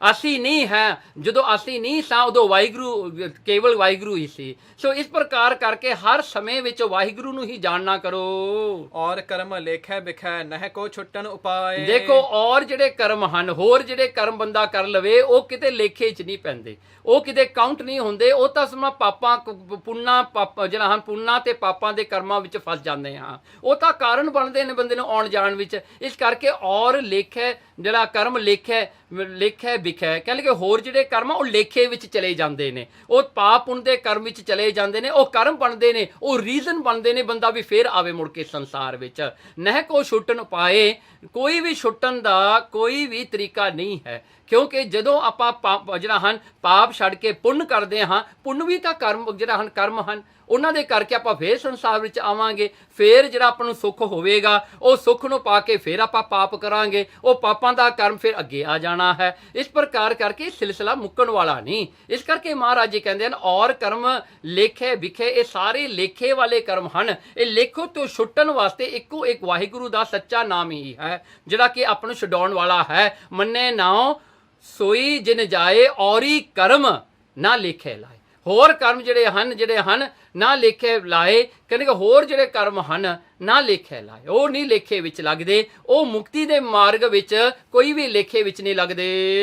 ਚੌਪਈ ਹਿਰਦੇ ਸੁਧ ਸੇਵਹਿ ਸ੍ਰੀ ਨਾਮੋ। ਸੋ ਇਸ ਕਰਕੇ ਹਿਰਦੇ ਨੂੰ ਸੁੱਧ ਕਰਨਾ ਚਾਹੀਦਾ ਹੈ, ਪਵਿੱਤਰ ਕਰਨਾ ਚਾਹੀਦਾ ਹੈ। ਇਸ ਨੂੰ ਜਿਹੜਾ ਵੈਰ ਵਿਰੋਧ ਤੋਂ ਜਿਹੜਾ ਹਨ ਬਚਾ ਕੇ, ਕਾਮ ਕ੍ਰੋਧ ਲੋਭ ਮੋਹ ਹੰਕਾਰ ਦੀਆਂ ਵਾਸ਼ਨਾਵਾਂ ਦੇ ਸੋਚਣੀਆਂ ਤੋਂ, ਉਹਨਾਂ ਦੇ ਥਾਟਸ ਤੋਂ ਦੂਰ ਕਰਕੇ ਇਹਨੂੰ ਸਵੱਛ ਕਰਕੇ ਸ੍ਰੀ ਪਰਮੇਸ਼ਰ ਦਾ ਨਾਮ ਹੀ ਜਪਣਾ ਚਾਹੀਦਾ ਹੈ। ਨਹਿ ਤਿਨ ਕੋ ਲੇਖੈ ਸੋ ਕਾਮੋ। ਸੋ ਦੇਖੋ, ਨਹਿ ਤਿਨ ਕੋ ਲੇਖੈ ਸੋ ਕਾਮੂ, ਕਹਿਣ ਲੱਗੇ ਫੇਰ ਜਿਹੜਾ ਨਹਿ ਤਿਨ ਕੋ, ਕਹਿਣ ਲੱਗੇ ਫੇਰ ਉਹਨਾਂ ਦੇ ਲੇਖੇ ਵਿੱਚ ਕੋਈ ਕਰਮ ਨਹੀਂ ਪੈਂਦਾ, ਕਿਉਂਕਿ ਉਹਨਾਂ ਨੇ ਕਰਮ, ਫੇਰ ਉਹਨਾਂ ਨੂੰ ਕਰਮ ਜਿਹੜਾ ਕਰਦੇ ਹਨ ਉਹ ਆਪਣੀ ਜਿਹੜੀ ਹੈ ਉਹਦੇ ਵਿੱਚ ਕ੍ਰੀਏਟਿਵਪਣਾ ਨਹੀਂ ਪਾਉਂਦੇ, ਉਹ ਆਪਣਾ ਜਿਹੜਾ ਹੈ ਆਪਣਾ ਠੱਪਾ ਨਹੀਂ ਲਾਉਂਦੇ ਮੂੰਹ ਦਾ। ਉਹ ਜਿਹੜੇ ਕਰਮ ਹੁੰਦੇ ਨੇ ਉਹ ਭੁਗਤ ਕੇ ਚਲੇ ਜਾਂਦੇ ਨੇ। ਇਸ ਕਰਕੇ ਪਰਮੇਸ਼ਰ ਦਾ ਨਾਮ ਹੀ ਹੈ ਸਭ ਕੁਝ। ਧਰਮ ਰਾਏ ਕੋ ਕਾਗਦ ਫਾਰੈ। ਇਸ ਕਰਕੇ ਧਰਮਰਾਜ ਦੇ ਜਿਹੜਾ ਦਰ ਤੇ ਜਾ ਕੇ ਉਹਨਾਂ ਦੇ ਸਾਰੇ ਜਿਹੜੇ ਹਨ, ਉਹਨਾਂ ਦੇ ਜਿਹੜੇ ਲੇਖੇ ਹੁੰਦੇ ਉਹ ਫਟ ਜਾਂਦੇ ਨੇ, ਉਹਨਾਂ ਦੇ ਲੇਖੇ ਪਾੜੇ ਜਾਂਦੇ ਹਨ।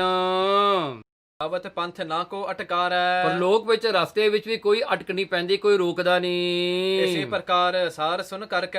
ਇਸ ਕਰਕੇ ਇਹ ਸਾਰਾ ਹੀ ਸਿਧਾਂਤ ਤੂੰ ਸੁਣਨਾ ਕਰ। ਰਹਿਓ ਸਾਹੋ ਪਗ ਪਰ ਸਿਰ ਧਰ ਕੇ। ਤੇ ਇਹ ਸਿਧਾਂਤ ਨੂੰ ਸੁਣ ਕਰਕੇ ਉਹ ਸ਼ਾਹ ਜਿਹੜਾ ਸੀ, ਦੁਖੀ ਸੀਗਾ ਵਿਚਾਰਾ, ਉਹ ਸਤਿਗੁਰਾਂ ਦੇ ਚਰਨੀ ਪੈ ਗਿਆ। 7 ਘਰਾਂ ਦੇ ਵਿੱਚ ਇਹ ਜਿਹੜੀ ਸਾਖੀ ਹੋਈ ਹੈ, ਸਤਿਗੁਰਾਂ ਦੇ ਚਰਨੀ ਪੈ ਗਿਆ ਆ ਕੇ ਉਹ ਜਿਹੜਾ ਸ਼ਾਹੂਕਾਰ ਸੀ। ਤੁਮਰੇ ਬਚ ਸਾਬੁਨ ਸਮ ਸਰਹੀ। ਮਹਾਰਾਜ ਤੁਹਾਡੇ ਬਚਨ ਇੱਕ ਸਾਬੁਨ ਦੀ ਤਰ੍ਹਾਂ ਹੈ, ਸੋਪ ਦੀ ਤਰ੍ਹਾਂ ਹੈ। ਮਨ ਮਲੀਨ ਪਟ ਉਜਲ ਕਰਹੀ। ਜਿਵੇਂ ਉਹ ਸਾਬੁਨ ਜਿਹੜਾ ਹੁੰਦਾ ਹੈ ਮੈਲੇ ਕੱਪੜਿਆਂ ਨੂੰ ਸਾਫ਼ ਕਰ ਦਿੰਦਾ ਹੈ, ਮੈਲ ਲਾ ਦਿੰਦਾ ਹੈ, ਇਸੇ ਪ੍ਰਕਾਰ ਆਪ ਜੀ ਦੇ ਬਚਨ ਜਿਹੜੇ ਹਨ ਮਨ ਦੇ ਵਿੱਚ ਕਾਮ ਕ੍ਰੋਧ ਲੋਭ ਮੋਹ ਹੰਕਾਰ ਦੀ ਮੈਲ, ਵਿਸ਼ੇ ਵਿਕਾਰਾਂ ਦੀ ਜੋ ਮੈਲ ਸੀ ਉਹਨੂੰ ਉਤਾਰ ਦਿੱਤਾ। ਆਪ ਜੀ ਦੇ ਬਚਨ ਉਹ ਇੱਕ ਸਾਬੁਨ ਹੈ।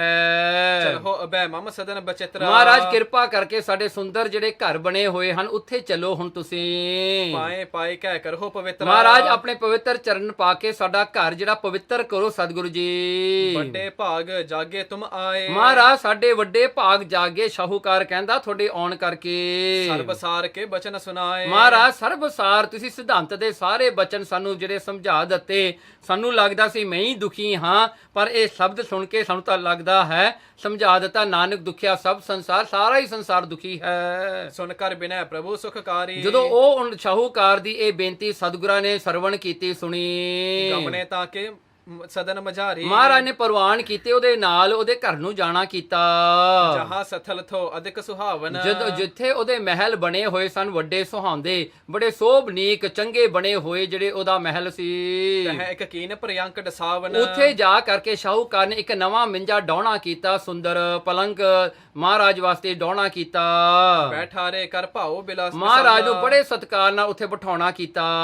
ਬਹੁਰ ਪਾਏ ਪਾਈ ਨਿਜ ਬਾਲਾ। ਤੇ ਆ ਕਰਕੇ ਆਪਣੀ ਘਰਵਾਲੀ ਨੂੰ ਸਤਿਗੁਰਾਂ ਦੇ ਚਰਨੀ ਪਾਇਆ, ਜਿਹੜੀ ਵਿਭਚਾਰਨ ਬਣ ਚੁੱਕੀ ਸੀ, ਜੋ ਪਰਾਏ ਮਰਦਾਂ ਨਾਲ ਸਰਬੰਧ ਕਰਦੀ ਸੀਗੀ, ਤੇ ਉਹਨੂੰ ਲਿਆ ਕੇ ਉਹਨਾਂ ਨੇ ਉਹਨਾਂ ਦੇ ਚਰਨੀ ਪਾ ਦਿੱਤਾ ਸਤਿਗੁਰਾਂ ਦੇ। ਤੇ ਕੋ ਸ਼ਾਂਤ ਦੇਨ ਕੇ ਹੇਤਾ। ਉਹਨੂੰ ਸ਼ਾਂਤੀ ਦੇਣ ਵਾਸਤੇ, ਪੀਸ ਆਫ ਮਾਈਂਡ ਦੇਣ ਵਾਸਤੇ ਸਤਿਗੁਰੂ ਗੁਰੂ ਨਾਨਕ ਸਾਹਿਬ ਸੱਚੇ ਪਾਤਸ਼ਾਹ ਜੀ ਨੇ ਉਹ ਸ਼ਾਹੂਕਾਰ ਦੀ ਜਿਹੜੀ ਘਰਵਾਲੀ ਸੀ, ਇਸਤਰੀ ਸੀ, ਬੋਲੇ ਸ੍ਰੀ ਬੇਦੀ ਕੁਲ ਕੇਤਾ। ਬੋਲਦੇ ਹਨ ਸਤਿਗੁਰੂ, ਬਚਨ ਕਰਦੇ ਹਨ ਗੁਰੂ ਨਾਨਕ ਸਾਹਿਬ ਸੱਚੇ ਪਾਤਸ਼ਾਹ, ਜੋ ਬੇਦੀ ਕੁਲ ਦੇ ਜਿਹੜੇ ਹਨ ਕਰਾਉਨ ਹਨ ਮਹਾਰਾਜ ਜੀ, ਜੋ ਬੇਦੀ ਕੁਲ ਦੇ ਸ਼ਿੰਗਾਰ ਹਨ। ਅਬਲ ਪਿੰਗ ਕੋਰੀ ਪਤ ਹੋਏ। ਦੇਖੋ ਗੁਰੂ ਮਹਾਰਾਜ ਨੇ ਬਚਨ ਪਹਿਲਾਂ ਹੀ ਐਸਾ ਕੀਤਾ ਉਸ ਇਸਤਰੀ ਨੂੰ ਸਮਝਾਉਣ ਵਾਸਤੇ। ਕਹਿੰਦੇ ਜਿਹੜੀ ਇਸਤਰੀ ਹੁੰਦੀ ਹੈ ਨਾ, ਕਹਿੰਦੇ ਉਹ ਆਪਣੇ ਪਤੀ ਦੀ ਸੇਵਾ ਕਰਦੀ ਹੈ, ਭਾਵੇਂ ਉਹ ਪਤੀ ਜਿਹੜਾ ਅਬਲ ਹੋਵੇ, ਦੁਬਲਾ ਹੋਵੇ, ਕਮਜ਼ੋਰ ਹੋਵੇ, ਭਾਵੇਂ ਉਹ ਪਿੰਗਲਾ ਹੋਵੇ, ਉਹਦਾ ਹੱਥ ਪੈਰ ਨਾਲ ਚੱਲਦੇ ਹੋਣ, ਚਾਹੇ ਉਹ ਕੋੜੀ ਹੋਵੇ, ਲੈਪਰਸੀ ਹੋਵੇ, ਉਹਨੂੰ ਜਿਹੜਾ ਹਨ ਐਸਾ ਕੋੜੀ ਵੀ ਕਿਉਂ ਨਾ ਪਤੀ ਹੋਵੇ, ਪ੍ਰਭੂ ਸਮਾਨ ਲਖੈ ਤੇ ਜੋਈ। ਦੇਖੋ ਇਸਤਰੀ ਦਾ ਫਰਜ਼ ਹੈ ਕਿ ਆਪਣੇ ਪਤੀ ਨੂੰ ਪਰਮੇਸ਼ਰ ਸਮਾਨ ਜਾਣ ਕੇ ਉਹਦੀ ਸੇਵਾ ਕਰੇ। ਸਰਬ ਭਾਂਤ ਕੀ ਸੇਵਾ ਕਰਹੀ। ਸਾਰੇ ਪ੍ਰਕਾਰ ਦੀ ਆਪਣੇ ਪਤੀ ਦੀ ਸੇਵਾ ਕਰਨੀ ਚਾਹੀਦੀ ਹੈ। ਪਰ ਪੁਰਖਨ ਰਤ ਔਰ ਨਹਿ ਧਰਹੀ। ਤੇ ਪਰ ਪੁਰਖਨ ਪਰਾਏ ਮਰਦਾਂ ਦਾ ਖਿਆਲ ਵੀ ਆਪਣੇ ਮਨ ਵਿੱਚ ਨਹੀਂ ਲਿਆਉਣਾ ਚਾਹੀਦਾ, ਤੇ ਪਰਾਏ ਮਰਦਾਂ ਨਾਲ ਪ੍ਰੇਮ ਨਹੀਂ ਕਰਨਾ ਚਾਹੀਦਾ। ਆਪਣੇ ਪਤੀ ਵਾਲੀ ਨਿਗਾਹ ਨਾਲ ਹੋਰ ਕੋਈ ਮਰਦ ਨੂੰ ਨਹੀਂ ਦੇਖਣਾ ਚਾਹੀਦਾ। ਕਹਿੰਦੇ ਔਰ ਨਹਿ ਧਰ ਹੀ, ਆਪਣੇ ਹਿਰਦੇ ਦੇ ਵਿੱਚ ਐਸਾ ਇੱਕ ਫੁਰਨਾ ਵੀ ਨਹੀਂ ਲਿਆਉਣਾ ਚਾਹੀਦਾ, ਐਸਾ ਟੁੱਟ ਆਉਣਾ ਵੀ ਪਾਪ ਹੈ। ਪਤ ਕੇ ਹੱਥ ਹੋਏ ਤਿਆਗੈ ਪ੍ਰਾਨਾ। ਦੇਖੋ ਉਹ ਇਸਤਰੀ ਜਿਹੜੀ ਹੁੰਦੀ ਹੈ ਇੰਨਾ ਪਿਆਰ ਆਪਣੇ ਪਤੀ ਨਾਲ ਕਰੇ ਕਿ ਪਤੀ ਦੇ ਮੌਤ ਦੇ ਨਾਲ ਉਹ ਆਪਣੀ ਵੀ ਮੌਤ ਸਮਝੇ, ਉਹਦੀ ਉਹ ਦੇਖੇ ਕਿ ਮੇਰੀ ਮੌਤ ਮੇਰੇ ਪਤੀ ਦੀ ਮੌਤ ਵਿੱਚ ਹੀ ਹੈ। ਇੰਨਾ ਪਿਆਰ ਆਪਣੇ ਪਤੀ ਨਾਲ ਕਰਨਾ ਚਾਹੀਦਾ ਹੈ ਜਿਵੇਂ ਗੁਰੂ ਨਾਨਕ ਸਾਹਿਬ ਸੱਚੇ ਪਾਤਸ਼ਾਹ ਜੀ ਨੇ ਇਹ ਉਪਦੇਸ਼ ਦਿੱਤਾ। ਤੀਸਰੇ ਪਾਤਸ਼ਾਹ ਗੁਰੂ ਅਮਰਦਾਸ ਸੱਚੇ ਪਾਤਸ਼ਾਹ ਜੀ ਕਹਿੰਦੇ ਹਨ, ਨਾਨਕ ਸਤਿਆਂ ਜਾਣੀਨ ਜੇ ਬਿਰਹੋਂ ਚੋਟ ਮਰਨ, ਜਿਹੜਾ ਕਿ ਆਪਣੇ ਪਤੀ ਦੀ ਮਰਨ ਦੀ ਚੋਟ ਖਬਰ ਸੁਣ ਕੇ ਹੀ ਮਰਨ, ਕਹਿੰਦੇ ਉਹ ਸਤੀਆਂ ਹਨ। ਉਹ ਸਤੀਆਂ ਥੋੜੋ ਹੁੰਦੀਆਂ, ਕਹਿੰਦੇ ਜਿਹੜੀਆਂ ਕਹਿੰਦੇ ਸਤੀਆਂ ਇਹ ਨਾ ਆਖੀਆਂ ਜੋ ਮੜੀਆਂ ਨਾਲ ਜਲਨ, ਕਹਿੰਦੇ ਉਹ ਨਹੀਂ ਜਿਹੜੀਆਂ ਸਤੀਆਂ ਹੁੰਦੀਆਂ ਜਿਨ੍ਹਾਂ ਨੂੰ ਚੱਕ ਕੇ ਸੱਟਣਾ ਪੈਂਦਾ ਰੋਂਦੀਆਂ ਪਿੱਟਦੀਆਂ ਨੂੰ, ਉਹਨਾਂ ਦੀ ਜਿਹੜੀ ਪਤੀ ਦੀ ਚਿਖਾ ਦੇ ਉੱਤੇ। ਸੋ ਸਤਿਗੁਰਾਂ ਨੇ ਇਹ ਗੱਲ ਸਮਝਾਈ, ਪੀ ਸੇ ਸਤੀਆਂ ਜਾਣੀਆਂ ਸੀਲ ਸੰਤੋਖ ਹਨ, ਸੇਵਨ ਸਾਈ ਆਪਣਾ ਨਿਤ ਉੱਠ ਸੰਭਾਲੇਨ। ਸੋ ਮਹਾਰਾਜ ਜੀ ਦੇਖੋ ਐਸਾ ਜਿਹੜਾ ਉਹ ਉਪਦੇਸ਼ ਹੈ ਵਾਰਾਂ ਦੇ ਵਿੱਚ, ਵਾਰ ਸੂਹੀ ਮਹੱਲਾ ਤੀਜਾ ਦੇ ਵਿੱਚ ਸਤਿਗੁਰਾਂ ਨੇ ਇਹ ਸਮਝਾਇਆ ਕਿ ਦੇਖੋ ਪਤੀਆਂ ਦੇ ਨਾਲ ਐਸਾ ਪ੍ਰੇਮ ਕਰਨਾ। ਤੇ ਦੇਖੋ ਸਾਰਿਆਂ ਦਾ ਪਤੀ ਕੌਣ ਆ? ਪਰਮੇਸ਼ਰ। ਸੋ ਪਰਮੇਸ਼ਰ ਹੀ ਸਾਰਿਆਂ ਦਾ ਪਤੀ। ਆਪਾਂ ਜਿਹੜੇ ਜੀਵ ਹਾਂ ਸਾਰੇ ਇਸਤਰੀ ਰੂਪ ਹਾਂ, ਉਹ ਇੱਕੋ ਇੱਕ ਪਰਮੇਸ਼ਰ ਪਤੀ ਹੈ ਜਿਹੜਾ ਹੈ। ਮਹਾਰਾਜ ਨੇ ਐਸਾ ਬਚਨ ਕੀਤੇ, ਰੰਚ ਸਮਾਨ ਨਾ ਤਨ ਪਹਿਚਾਨਾ। ਦੇਖੋ ਰੰਚ ਸਮਾਨ ਆਪਣਾ ਜਿਹੜਾ ਹੈ ਸਰੀਰ ਨੂੰ ਥੋੜਾ ਬਹੁਤਾ ਵੀ ਨਾ ਸਮਝੇ, ਇਹਦੇ ਵਿੱਚੋਂ ਬਿਲਕੁਲ ਹੰਕਾਰ ਨੂੰ ਖਤਮ ਕਰ ਦਵੇ। ਚਾਹੇ ਸੁਰਗ ਸੁਖ ਪਾਹੇ ਬਡੇਰੇ। ਸੋ ਐਸੀਆਂ ਹੀ ਇਸਤਰੀਆਂ ਹਨ ਜਿਹੜੀਆਂ ਸਵਰਗਾਂ 'ਚ ਜਾ ਕੇ ਆਨੰਦ ਪਾਉਂਦੀਆਂ ਹਨ। ਉਹਨਾਂ ਨੂੰ ਜਿਹੜਾ ਹੈ ਉਸ ਪਰਮੇਸ਼ਰ ਦੀ ਦਰਗਾਹ ਵਿੱਚ ਥਾਂ ਮਿਲਦਾ ਹੈ, ਜਿਹੜੇ ਕਿ ਆਪਣੇ ਪਤੀ ਦੀ ਜਿਹੜੀ ਹਨ ਸੇਵਾ ਕਰਦੀਆਂ ਨੇ ਇਸਤਰੀਆਂ। ਤੇ ਜਿਹੜੇ ਜੀਵ ਹਨ ਸਾਰੇ, ਆਪਾਂ ਸਾਰੇ, ਉਹ ਜੇ ਕੋਈ ਪਰਮੇਸ਼ਰ ਨੂੰ ਆਪਣਾ ਪਤੀ ਜਾਣ ਕੇ ਉਹਨਾਂ ਦੀ ਸੇਵਾ ਕਰਨ ਨਾ, ਤਾਂ ਕਹਿੰਦੇ ਉਹ ਸੱਚਖੰਡ ਵਿੱਚ ਉਹਨਾਂ ਨੂੰ ਵਾਸਾ ਮਿਲਦਾ ਹੈ। ਦੰਪਤ ਬਿਲਸ ਹੈ ਬਰਖ ਕਨੇਰੇ। ਦੇਖੋ ਦੰਪਤ ਜਿਹੜੇ ਹਨ ਆਪਣੇ ਪਤੀ ਦੇ ਨਾਲ, ਜਾਂ ਪਤੀ ਪਤਨੀ ਜਿਹੜੇ ਹਨ ਆਪਸ ਵਿੱਚ ਮਿਲ ਕੇ ਬਹੁਤ ਸਾਰੇ ਸਾਲ ਇਹ ਸੁੱਖ ਦੇ ਲੰਘਾਉਣੇ ਕਰਨ, ਇੱਕ ਦੂਜੇ ਨੂੰ ਆਨੰਦ ਦੇਣ ਇਸ ਜੀਵਨ ਦਾ, ਇਹ ਜੀਵਨ ਵਿੱਚ ਸੁੱਖ ਦੇਣ। ਹਰ ਨਾਰੀ ਜੇ ਨਿਜ ਪਤ ਤਿਆਗੀ। ਪਰ ਇੱਕ ਜਿਹੜੀ ਹੈ ਨਾਰੀ ਜਿਹੜੀ ਹੈ ਦੁਹਾਗਣ ਜਿਹੜੀ ਹੁੰਦੀ ਹੈ, ਕੁਕਰਮੀ ਜਿਹੜੀ ਹੁੰਦੀ ਹੈ, ਕੁਚੱਜੀ ਜਿਹੜੀ ਹੁੰਦੀ ਹੈ, ਜੇ ਆਪਣੇ ਪਤੀ ਨੂੰ ਤਿਆਗ ਦੇਵੇ, ਪਰ ਪੁਰਖਨ ਪਿਖ ਕੈ ਅਨੁਰਾਗੀ, ਤੇ ਉਹ ਪਰ ਪੁਰਖਨ ਹੋਰ ਪੁਰਖਾਂ ਨੂੰ, ਹੋਰ ਜਿਹੜੇ ਹਨ ਮਰਦਾਂ ਨੂੰ ਦੇਖ ਕੇ ਉਹਨਾਂ ਤੇ ਲੁਭਾਏ ਮਨ, ਉਹਨਾਂ ਨਾਲ ਪ੍ਰੇਮ ਕਰੇ। ਇਸੇ ਤਰ੍ਹਾਂ ਹੀ ਜਿਹੜਾ ਜੀਵ ਰੂਪ ਜਿਹੜੇ ਬੰਦੇ ਨੇ ਜਿਹੜੇ ਪਰਮੇਸ਼ਰ ਨੂੰ ਛੱਡ ਕੇ ਹੋਰ ਕਿਤੇ ਭੱਜੇ ਫਿਰਦੇ ਹਨ, ਹੋਇ ਕੈ ਨਿਡਰ ਤਜੀ ਜਗ ਬਰੀੜਾ। ਕਹਿਣ ਲਗੇ ਦੇਖੋ ਇਹ ਜਗਤ ਲਾਜ ਜੋ ਛੱਡ ਕੇ ਨਾ ਇਸਤਰੀ ਪੁੱਠੇ ਸਿੱਧੇ ਕਰਮ ਕਰਦੀ ਹੈ। ਸਾਧ ਹੇਤ ਕਰਥੀ ਮਿਲ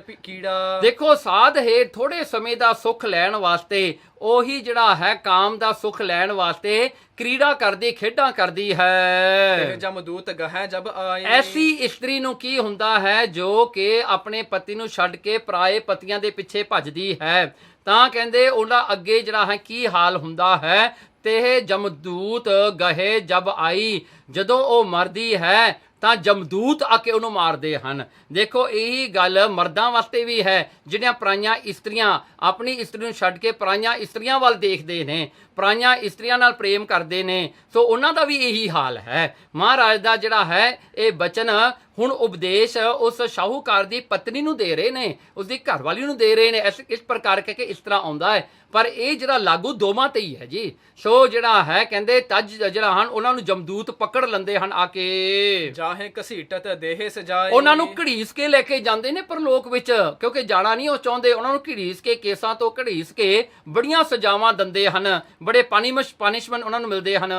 ਲੋਹੇ ਥੰਬ ਕੋ ਲਾਲਤ ਪਾਈ। ਦੇਖੋ ਨਰਕਾਂ ਵਿੱਚ ਕੀ ਹੁੰਦਾ, ਕਹਿੰਦੇ ਜਿਹੜੇ ਲੋਹੇ ਹੁੰਦੇ ਨੇ ਉਹਨਾਂ ਨੂੰ ਗਰਮ ਕਰਕੇ ਲਾਲ ਕਰਕੇ ਉਹਨਾਂ ਨੂੰ ਜੋੜਿਆ ਜਾਂਦਾ ਉਹ ਥੰਮਾਂ ਦੇ ਨਾਲ। ਜਿਹੜੇ ਐਸੇ ਕਰਮ ਕਰਦੇ ਨੇ, ਪਾਪ ਕਰਦੇ ਨੇ, ਆਪਣੇ ਜਿਹੜੇ ਹਨ ਇਸਤਰੀ ਨੂੰ ਛੱਡ ਕੇ ਜਾਂ ਆਪਣੇ ਪਤੀ ਨੂੰ ਛੱਡ ਕੇ ਹੋਰਾਂ ਨਾਲ ਜਿਹੜਾ ਹੈ ਮੂੰਹ ਮਾਰਦੇ ਫਿਰਦੇ ਹਨ। ਖੈਂਚ ਤਾਹੇ ਕੇ ਸੰਗ ਲਗਾਈ। ਕਹਿੰਦੇ ਖਿੱਚ ਕੇ ਉਸ ਥੰਮ ਦੇ ਨਾਲ ਜਾਰ ਜੋੜਦੇ ਨੇ ਵੀ ਤੂੰ ਇੱਥੇ ਜੁੜ ਜਾ, ਹੁਣ ਸੜ ਜਾ, ਮਰ ਜਾ। ਹੁਣ ਇੱਕ ਵਾਰੀ ਨਹੀਂ, ਦੋ ਵਾਰੀ ਨਹੀਂ, ਕਈ ਵਾਰੀ ਜੋੜ ਦਿੰਦੇ ਹਨ। ਇਤਿਆਦਿਕ ਦੁੱਖ ਦੇਹ ਕਨੇਰਾ। ਦੇਖੋ ਇਤਿਆਦਿਕ ਦੁੱਖ ਮਿਲਦੇ ਹਨ। ਕੌਣ ਪੁਕਾਰ ਸੁਨਹਿ ਤਿਸ ਬੇਰਾ। ਕਹਿਣਗੇ ਉਸ ਵੇਲੇ ਤੇਰੀ ਪੁਕਾਰ ਕੌਣ ਸੁਣੇਗਾ।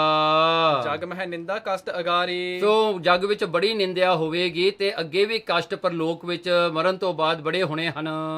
ਅਸਗਤ ਹੋਇ ਵਿਚਾਰਨ ਨਾਰੀ। ਅਸਗਤ ਐਸੀ ਗਤੀ, ਐਸੀ ਹਾਲਾਤ ਹੁੰਦੀ ਹੈ ਜਿਹੜੇ ਵਿਭਚਾਰ ਕਰਦੇ ਹਨ, ਭੈੜੇ ਕਰਮ ਕਰਦੇ ਹਨ।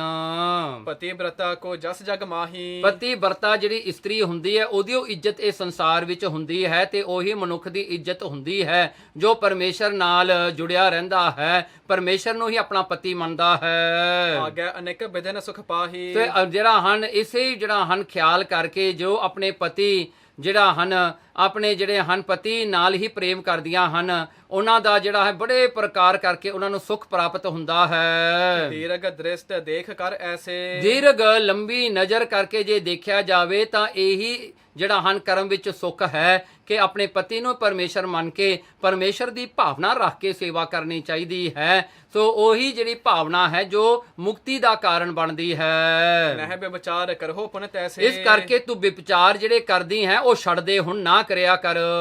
ਸਾਹੋ ਤਿਆ ਸੁਨ ਕਰ ਬਚ ਗੁਰ ਕੇ, ਜਦੋਂ ਐਸੇ ਜਿਹੜੇ ਬਚਨ ਗੁਰੂ ਨਾਨਕ ਸਾਹਿਬ ਸੱਚੇ ਪਾਤਸ਼ਾਹ ਜੀ ਦੇ ਉਹ ਇਸਤਰੀ ਨੇ ਸੁਣੇ, ਭਰੀ ਪਾਏ ਪਰ ਜਮ ਡਰ ਕਰਕੇ, ਉਹ ਜਿਹੜੀ ਹੈ ਇਸਤਰੀ ਸ਼ਾਹੂਕਾਰ ਦੀ ਜੋ ਵਿਭਚਾਰਨ ਬਣ ਚੁੱਕੀ ਸੀ, ਮਹਾਰਾਜ ਦੇ ਚਰਨੀ ਪੈ ਗਈ। ਮਹਾਰਾਜ ਦੇ ਚਰਨ ਪੈ ਕਰਕੇ ਉਹਨੇ ਜਮ ਦਾ ਡਰ ਮੰਨਿਆ। ਹੁਣ ਹੇ ਸੰਤ ਹੋ ਮੈਂ ਅੱਗ ਕੇ ਭਾਰੀ, ਤੇ ਅਰਦਾਸ ਕੀਤੀ ਗੁਰੂ ਨਾਨਕ ਸਾਹਿਬ ਸੱਚੇ ਪਾਤਸ਼ਾਹ ਜੀ ਦੇ ਚਰਨਾਂ ਤੇ, ਹੇ ਸੰਤ ਜੀ, ਕਹਿਣਗੇ ਮੈਂ ਪਾਪਣ ਹਾਂ, ਮੈਂ ਬੜੇ ਪਾਪ ਕੀਤੇ ਹਨ ਹੁਣ ਤੱਕ, ਬਖਸ਼ ਹੋ ਆਏ ਸਰਨ ਤੁਮਾਰੀ, ਹੁਣ ਬਖਸ਼ ਲੋ ਮਨੋ, ਮੈਂ ਤੁਹਾਡੀ ਸ਼ਰਨ ਵਿੱਚ ਆ ਚੁੱਕੀ ਹਾਂ। ਗੁਰ ਕਹਿ ਪਾਛਲ ਬਖਸ਼ੇ ਸੋ, ਕਹਿਣਗੇ ਗੁਰੂ ਮਹਾਰਾਜ ਨੇ ਕਿਹਾ ਕਿ ਮੈਂ ਤੇਰੇ ਸਾਰੇ ਪਿਛਲੇ ਪਾਪ ਜਿਹੜੇ ਹਨ ਬਖਸ਼ ਦਿੱਤੇ ਹਨ। ਦੇਖੋ ਗੁਰੂ ਇਹ ਹੈ, ਗੁਰੂ ਉਹ ਹੈ ਜੋ ਪਿਛਲੇ ਪਾਪਾਂ ਨੂੰ ਬਖਸ਼ ਦਿੰਦੇ ਹਨ, ਜੋ ਪਿਛਲੇ ਕੀਤੇ ਹੋਏ ਕਰਮਾਂ ਨੂੰ ਬਖਸ਼ ਦਿੰਦੇ ਹਨ। ਵੀ ਅੱਜ ਤੋਂ ਪਹਿਲਾਂ ਜੋ ਵੀ ਤੂੰ ਕੀਤੇ ਤੈਨੂੰ ਬਖਸ਼ ਦਿੱਤਾ, ਹੁਣ ਮੁਆਫ ਕਰ ਦਿੱਤਾ। ਬਹੁਰ ਅਗਾਰੀ ਕਰੋ ਨਾ ਕੋ, ਪਰ ਇੱਕ ਗੱਲ ਹੈ, ਗੁਰੂ ਨਾਨਕ ਸਾਹਿਬ ਜੀ ਕਹਿੰਦੇ ਤੂੰ ਅੱਗੇ ਨੂੰ ਨਹੀਂ ਕਰਨਾ। ਹੁਣ ਪਿਛਲੇ ਤਾਂ ਤੇਰੇ ਬਖਸ਼ ਦਿੱਤੇ, ਇਹ ਤੋਂ ਅੱਗੇ ਨਹੀਂ ਤੂੰ ਐਸਾ ਕੋਈ ਵੀ ਜਿਹੜਾ ਹਨ ਭੈੜਾ ਕਰਮ ਕਰਨਾ। ਪਤ ਆਇਸ ਕੇ ਰਹੋ ਅਨੁਸਾਰੀ, ਪਤੀ ਦੀ ਆਗਿਆ ਵਿੱਚ ਤੂੰ ਰਹਿਣਾ ਹੈ ਹਮੇਸ਼ਾ। ਸਿਮਰੋ ਸਤਨਾਮ ਸੁਖਕਾਰੀ, ਹਮੇਸ਼ਾ ਹੀ ਪਰਮੇਸ਼ਰ ਦਾ ਨਾਮ ਵਾਹਿਗੁਰੂ ਸਤਨਾਮ ਤੂੰ ਸਿਮਰਨ ਕਰਨਾ ਹੈ। ਅਸ ਉਪਦੇਸ਼ ਦੀਨ ਤਿਨ ਤਾਈ, ਐਸਾ ਉਪਦੇਸ਼ ਉਸ ਇਸਤਰੀ ਨੂੰ ਗੁਰੂ ਨਾਨਕ ਸਾਹਿਬ ਜੀ ਨੇ ਦਿੱਤਾ। ਕਰੀ ਬਤੀਤ ਰਹਿਣ ਜਗ ਸਾਈ, ਸਤਿਗੁਰੂ ਗੁਰੂ ਨਾਨਕ ਸਾਹਿਬ ਸੱਚੇ ਪਾਤਸ਼ਾਹ ਜੀ ਇਹ 7 ਘਰਾਂ ਦੇ ਵਿੱਚ ਉਸ ਸ਼ਾਹੂਕਾਰ ਦੇ ਘਰ ਵਿੱਚ ਇੱਕ ਰਾਤ ਵਾਸਤੇ ਰਹੇ। ਦੰਪਤ ਕੇ ਉਰਦੇ ਕਰ ਸੰਤਾ, ਸੋ ਇਹ ਦੰਪਤ ਸਵਾਮੀ ਇਸਤਰੀ ਦੇ ਜਿਹੜੇ ਹਨ ਹਿਰਦਿਆਂ ਨੂੰ ਸੁਖ ਦੇ ਕਰਕੇ ਸਤਿਗੁਰਾਂ ਨੇ ਸ਼ਾਂਤੀ ਬਖਸ਼ਿਸ਼ ਕੀਤੀ। ਗਮਨ ਕੀਨ ਮਾਰਗ ਸੁਖ ਦਾਤਾ, ਮਹਾਰਾਜ ਨੇ 7 ਘਰਾਂ ਤੋਂ ਅੱਗੇ ਫਿਰ ਗਮਨ ਕੀਤਾ, ਜਾਣਾ ਕੀਤਾ। ਇੱਕ ਪੁਰ ਆਵਾ ਬਹੁਰ ਅਗਾਰੀ, ਹੁਣ ਇੱਕ ਸਾਖੀ ਹੋਰ ਸ਼ੁਰੂ ਹੋ ਰਹੀ ਹੈ ਰਸਤੇ ਦੇ ਵਿੱਚ। ਜਦੋਂ ਗੁਰੂ ਨਾਨਕ ਸਾਹਿਬ ਸੱਚੇ ਪਾਤਸ਼ਾਹ ਜੀ ਰਸਤੇ ਵਿੱਚ ਜਾਂਦੇ ਸਨ, ਇੱਕ ਨਗਰ ਆਇਆ ਜੀ। ਜਾਏ ਪਹੁੰਚੇ ਤਾਹੇ ਮਝਾਰੀ, ਇਹ ਜਿਹੜਾ ਨਗਰ ਦੇ ਕੋਲ ਜਾ ਪਹੁੰਚੇ ਸਤਿਗੁਰੂ ਜੀ, ਤੇ ਫਿਰ ਨਗਰ ਦੇ ਵਿੱਚ ਮਹਾਰਾਜ ਨੇ ਪ੍ਰਵੇਸ਼ ਕੀਤਾ। ਰਹਿਨ ਰਹਿਤ ਹਿਤ ਖੋਜਤ ਥਾਏ, ਉਸ ਵੇਲੇ ਸ਼ਾਮਾਂ ਪੈ ਗਈਆਂ ਸਨ, ਰਾਤ ਹੋਣ ਵਾਲੀ ਸੀ। ਸਤਿਗੁਰਾਂ ਨੇ ਗੁਰੂ ਨਾਨਕ ਸਾਹਿਬ ਸੱਚੇ ਪਾਤਸ਼ਾਹ ਭਾਈ ਮਰਦਾਨੇ ਦੇ ਨਾਲ, ਭਾਈ ਬਾਲੇ ਜੀ ਦੇ ਨਾਲ ਰਹਿਣ ਵਾਸਤੇ ਕੋਈ ਥਾਂ ਲੱਭਣ ਲੱਗੇ। ਜਿਨ ਕੀਨੇ ਬ੍ਰਹਮੰਡ ਬਣਾਏ, ਦੇਖੋ ਇਹ ਗੁਰੂ ਨਾਨਕ ਸੱਚੇ ਪਾਤਸ਼ਾਹ ਜੀ ਜੋ ਬ੍ਰਹਮੰਡਾਂ ਦੇ ਮਾਲਕ ਹਨ, ਜੋ ਸਾਰੇ ਬ੍ਰਹਮੰਡ ਨੂੰ ਬਣਾਉਣ ਵਾਲੇ ਨੇ, ਜਿਹਦੇ ਕਰਕੇ ਹੀ ਸਾਰਾ ਸੰਸਾਰ ਹੈ, ਉਹੀ ਅੱਜ ਇੱਕ ਰਾਤ ਰਹਿਣ ਵਾਸਤੇ ਇਹ ਨਗਰ ਵਿੱਚ ਇੱਕ ਥਾਂ ਲੱਭ ਰਹੇ ਹਨ। ਦੇਖੋ ਪਰ ਕਿਉਂ ਲੱਭ ਰਹੇ ਨੇ? ਕਿਉਂਕਿ ਉਹਨਾਂ ਦਾ ਭਲਾ ਕਰਨ ਵਾਸਤੇ, ਉਹਨਾਂ ਨੂੰ ਆਪਣਾ ਜਾਣ ਕੇ, ਜੇ ਚਾਹਣ ਤਾਂ ਸਤਿਗੁਰੂ ਜੀ ਸਾਰਾ ਸੰਸਾਰ ਹੀ ਉਹਨਾਂ ਦਾ ਹੈ। ਤਹਾਂ ਬਸੇਰਾ ਦੇਤ ਨਾ ਕੋ, ਦੇਖੋ ਪਰ ਮੂੜ ਲੋਕ, ਭੈੜੇ ਲੋਕ ਐਸੇ ਹੁੰਦੇ ਨੇ, ਉਹ ਬ੍ਰਹਮੰਡ ਦੇ ਕਰਤਾ ਨੂੰ, ਗੁਰੂ ਨਾਨਕ ਨੂੰ, ਪਰਮੇਸ਼ਰ ਨੂੰ ਇੱਕ ਰਾਤ ਰਹਿਣ ਵਾਸਤੇ ਵੀ ਕੋਈ ਥਾਂ ਨਹੀਂ ਦਿੰਦਾ। ਉੱਥੇ ਬੈਠੇ ਜਹਾਂ ਉਠਾਵ ਹੈ ਸੋ, ਜਿੱਥੇ ਵੀ ਸਤਿਗੁਰੂ ਜੀ ਬਹਿੰਦੇ ਹਨ ਲੋਕ ਉਠਾ ਦਿੰਦੇ, ਨਹੀਂ ਜੀ ਆ ਨਹੀਂ, ਇੱਥੇ ਨਹੀਂ ਤੁਸੀਂ ਬਹਿ ਸਕਦੇ, ਇਹ ਮੇਰਾ ਥਾਂ ਹੈ। ਉਹ ਕਹਿੰਦਾ ਜੀ ਮੇਰਾ ਥਾਂ ਹੈ। ਸਤਿਗੁਰੂ ਬੈਠਣ ਵਾਸਤੇ ਵੀ ਕੋਈ ਥਾਂ ਨਾ ਦਿੱਤਾ ਉਹਨਾਂ ਨੇ, ਭੈੜਿਆਂ ਨੇ। ਮੰਦਮਤੀ ਪਿਖ ਨਰ ਤੇ ਥਾਏ, ਉਹਨਾਂ ਨੂੰ ਮੰਦਮਤੀ ਭੈੜੀ ਮਤੀ ਵਾਲੇ ਬੰਦੇ ਜਾਣ ਕੇ ਗੁਰੂ ਨਾਨਕ ਸਾਹਿਬ ਸੱਚੇ ਪਾਤਸ਼ਾਹ ਜੀ ਨੇ ਉਰਤੇ ਵਹਿਰ ਪ੍ਰਭੂ ਪੁਨ ਆਏ, ਮਹਾਰਾਜ ਉਸ ਨਗਰ ਤੋਂ ਬਾਹਰ ਹੀ ਆ ਗਏ। ਉਹ ਨਗਰ ਨੂੰ ਛੱਡ ਕੇ, ਪਿੱਛੇ ਸ਼ਹਿਰ ਨੂੰ ਛੱਡ ਕੇ ਬਾਹਰ ਆ ਗਏ ਜੀ, ਬਿਆਬਾਨ ਜੰਗਲ ਵਿੱਚ। ਹੁਤੋ ਕੁਸਤ ਯੁਤ ਏਕ ਫਕੀਰਾ, ਤੇ ਉਹ ਬਿਆਬਾਨ ਜੰਗਲ ਦੇ ਵਿੱਚ ਇੱਕ ਜਿਹੜਾ ਹੈ ਉੱਥੇ ਇੱਕ ਫਕੀਰ ਸੀਗਾ, ਜਿਹਨੂੰ ਕੁਸ਼ਤੀ ਲੱਗੀ ਹੋਈ ਸੀ। ਇਹ ਵੀ ਲੈਪਰਸੀ ਸੀ ਵਿਚਾਰਾ, ਇਹਦਾ ਸਾਰਾ ਸਰੀਰ ਹੀ ਜਿਹੜਾ ਹੈ ਉਹ ਜਿਹੜਾ ਹੈ ਭਰਿਆ ਪਿਆ ਸੀ ਛਾਲਿਆਂ ਦੇ ਨਾਲ। ਇਹ ਲੈਪਰਸੀ ਹੋਣ ਕਰਕੇ ਵਿਚਾਰਾ ਕੁਸ਼ਤੀ ਦੇ ਰੋਗ ਕਰਕੇ ਦੁਖੀ ਸੀ ਵਿਚਾਰਾ, ਇੱਕ ਹੱਟ ਦੇ ਵਿੱਚ ਬੈਠਾ ਸੀ। ਇਸ ਬਾਸੁਰ ਬਹੁ ਪਾਵਤ ਪੀਰਾ, ਵਿਚਾਰੇ ਜਿਹੜਾ ਹੈ ਇਹ ਫਕੀਰ ਜਿਹਨੂੰ ਜਿਹੜਾ ਹਨ ਇਹ ਕੁਸ਼ਤੀ ਦਾ ਰੋਗ ਹੋਇਆ, ਕੋੜ ਹੋਇਆ, ਦਿਨ ਰਾਤ ਵਿਚਾਰਾ ਰੋਂਦਾ ਹੈ ਦੁਖੀ ਹੋਣ ਕਰਕੇ। ਦੇਖ ਦਇਆ ਨਿਧ ਕਰੁਣਾ ਆਏ, ਉਹਨੂੰ ਦੇਖ ਕਰਕੇ ਗੁਰੂ ਨਾਨਕ ਸਾਹਿਬ ਸੱਚੇ ਪਾਤਸ਼ਾਹ ਜੀ ਨੇ ਜਦੋਂ ਉਹਦੀ ਰੋਂਦੇ ਦੀ ਆਵਾਜ਼ ਕੰਨਾਂ ਵਿੱਚ ਪਈ ਨਾ, ਵਿਚਾਰਾ ਰੋ ਰਿਹਾ ਹੈ, ਚੀਕਾਂ ਮਾਰ ਰਿਹਾ ਹੈ, ਤੇ ਉਹਦੀ ਰੋਣ ਦੀ ਆਵਾਜ਼ ਨੂੰ ਸੁਣ ਕੇ ਦਇਆ ਦੇ ਖਜ਼ਾਨੇ ਗੁਰੂ ਨਾਨਕ ਸਾਹਿਬ ਸੱਚੇ ਪਾਤਸ਼ਾਹ ਜੀ ਦੇ ਮਨ 'ਚ ਦਇਆ ਆ ਗਈ। ਝੁੰਗੀ ਟਿਕ ਬੈਠੇ ਜਗ ਸਾਈਂ, ਮਹਾਰਾਜ ਜਾ ਕੇ ਉਸਦੀ ਝੁੰਗੀ ਉਸਦੇ ਹੱਟ ਦੇ ਕੋਲ ਜਾ ਬੈਠੇ। ਕਹੈ ਫਕੀਰ ਬੰਦ ਕਰ ਦੋ। ਉਹ ਫਕੀਰ ਵਿਚਾਰਾ ਅੰਦਰ ਜਿਹੜਾ ਹੈ ਬੈਠਾ, ਜਦੋਂ ਪਤਾ ਲੱਗਿਆ ਵੀ ਮੇਰੀ ਝੁੰਗੀ ਕੋ ਕੋਈ ਆ ਗਿਆ ਹੈ, ਵਿਚਾਰਾ ਬਾਹਰ ਨਿਕਲ ਕੇ ਦੂਰ ਖੜ ਕੇ ਹੱਥ ਜੋੜ ਕੇ ਮੋਰ ਸਮੀਪ ਨਾ ਆਵਤ ਕੋ। ਉਹ ਫਕੀਰ ਬੇਨਤੀ ਕਰਦਾ, ਕਹਿੰਦਾ ਭਾਈ ਮੇਰੇ ਕੋਲ ਨਾ ਤੁਸੀਂ ਆਓ, ਮੈਨੂੰ ਇਹ ਜਿਹੜਾ ਹੈ ਕੋੜ ਦਾ ਰੋਗ ਹੋਇਆ ਹੈ, ਕਿਤੇ ਤੁਹਾਨੂੰ ਨਾ ਹੋ ਜਾਵੇ, ਤੁਸੀਂ ਦੂਰ ਜਾ ਕੇ ਬਹਿ ਜਾਓ, ਮੇਰੇ ਕੋਲ ਨਾ ਬੈਠੋ। ਠੱਗ ਭਾਗੈ ਪਿਖ ਗਿਣਤੀ ਕਿਆ ਨਰ। ਕਹਿਣ ਲੱਗੇ ਲੋਕਾਂ ਦੀ ਕੀ ਗਿਣਤੀ ਕਰਨੀ ਆ, ਮੇਰੇ ਕੋਲ ਤਾਂ ਚਿੜੀਆਂ ਵੀ ਨਹੀਂ ਆਉਂਦੀਆਂ, ਮੇਰੇ ਕੋਲ ਤਾਂ ਜਾਨਵਰ ਵੀ ਨਹੀਂ ਆਉਂਦੇ, ਮੱਛਰ ਜਿਹੜੇ ਭੱਜ ਭੱਜ ਕੇ ਲੋਕਾਂ ਦੇ ਸਰੀਰ ਤੇ ਬਹਿੰਦੇ, ਮੇਰੇ ਕੋਲ ਤਾਂ ਕੋਈ ਮੱਛਰ ਵੀ ਨਹੀਂ ਆਉਂਦਾ। ਕਹਿੰਦੇ ਮੇਰਾ ਸਰੀਰ ਨੂੰ ਤਾਂ ਸਾਰਾ ਹੀ ਤਿਆਗਿਆ ਪਿਆ ਹੈ, ਬੰਦਿਆਂ ਦੀ ਕੀ ਗਿਣਤੀ ਆ, ਕਹਿੰਦੇ ਜਾਨਵਰ ਵੀ ਕੋਈ ਨਹੀਂ ਆਉਂਦਾ ਮੇਰੇ ਕੋਲ। ਤੁਮ ਆਏ ਮੋਹ ਪਰ ਕਰੁਣਾ ਕਰ। ਕਹਿਣਗੇ ਤੁਸੀਂ ਆਏ ਹੋ, ਮੇਰੇ ਤੇ ਕਿਰਪਾ ਕਰੋ ਹੁਣ। ਰੈਣ ਬਸੇਰਾ ਕਰ ਤੇ ਥਾਨਾ। ਮਹਾਰਾਜ ਗੁਰੂ ਨਾਨਕ ਸਾਹਿਬ ਸੱਚੇ ਪਾਤਸ਼ਾਹ ਜੀ ਨੇ ਰਾਤ ਦਾ ਬਸੇਰਾ ਉਹਦੀ ਝੁੰਗੀ ਦੇ ਲਾਗੇ ਹੀ ਕੀਤਾ ਸਤਿਗੁਰਾਂ ਨੇ। ਮਹਿ ਪੌਡੇ ਬੈਠੇ ਗਤ ਦਾਨਾ। ਪਰ ਅੱਜ ਸੀ ਉਹ ਦਿਨ, ਗੁਰੂ ਨਾਨਕ ਸਾਹਿਬ ਸੱਚੇ ਪਾਤਸ਼ਾਹ ਸਾਰੀ ਰਾਤ ਬੈਠੇ ਰਹੇ। ਮਹਾਰਾਜ ਬਿਲਕੁਲ ਵੀ ਲੇਟੇ ਨਹੀਂ, ਮਹਾਰਾਜ ਨੇ ਜਿਹੜਾ ਹੈ ਲਾਈ ਡਾਊਨ ਨਹੀਂ ਕੀਤਾ। ਅੱਜ ਮਹਾਰਾਜ ਜੀ ਬੈਠੇ ਰਹੇ ਸਾਰੀ ਰਾਤ। ਸਭ ਨਿਸ ਕੁਸ਼ਤੀ ਸੰਕਟ ਪਾਵੈ। ਤੇ ਉਹ ਸਾਰੀ ਰਾਤ ਵਿਚਾਰਾ ਜਿਹੜਾ ਫਕੀਰ ਹੈ, ਜਿਹਨੂੰ ਇਹ ਕੋੜ ਦਾ ਰੋਗ ਲੱਗਿਆ, ਰੋ ਰਿਹਾ ਵਿਚਾਰਾ, ਚੀਕਾਂ ਮਾਰਿਆ ਸਾਰੀ ਰਾਤ। ਹਾਏ ਹਾਏ ਕਹਿ ਕੇ ਬਿਲ ਲਾਵੈ। ਹਾਏ ਹਾਏ ਕਰੀ ਜਾਂਦਾ ਵਿਚਾਰਾ ਦੁੱਖ ਦੇ ਵਿੱਚ।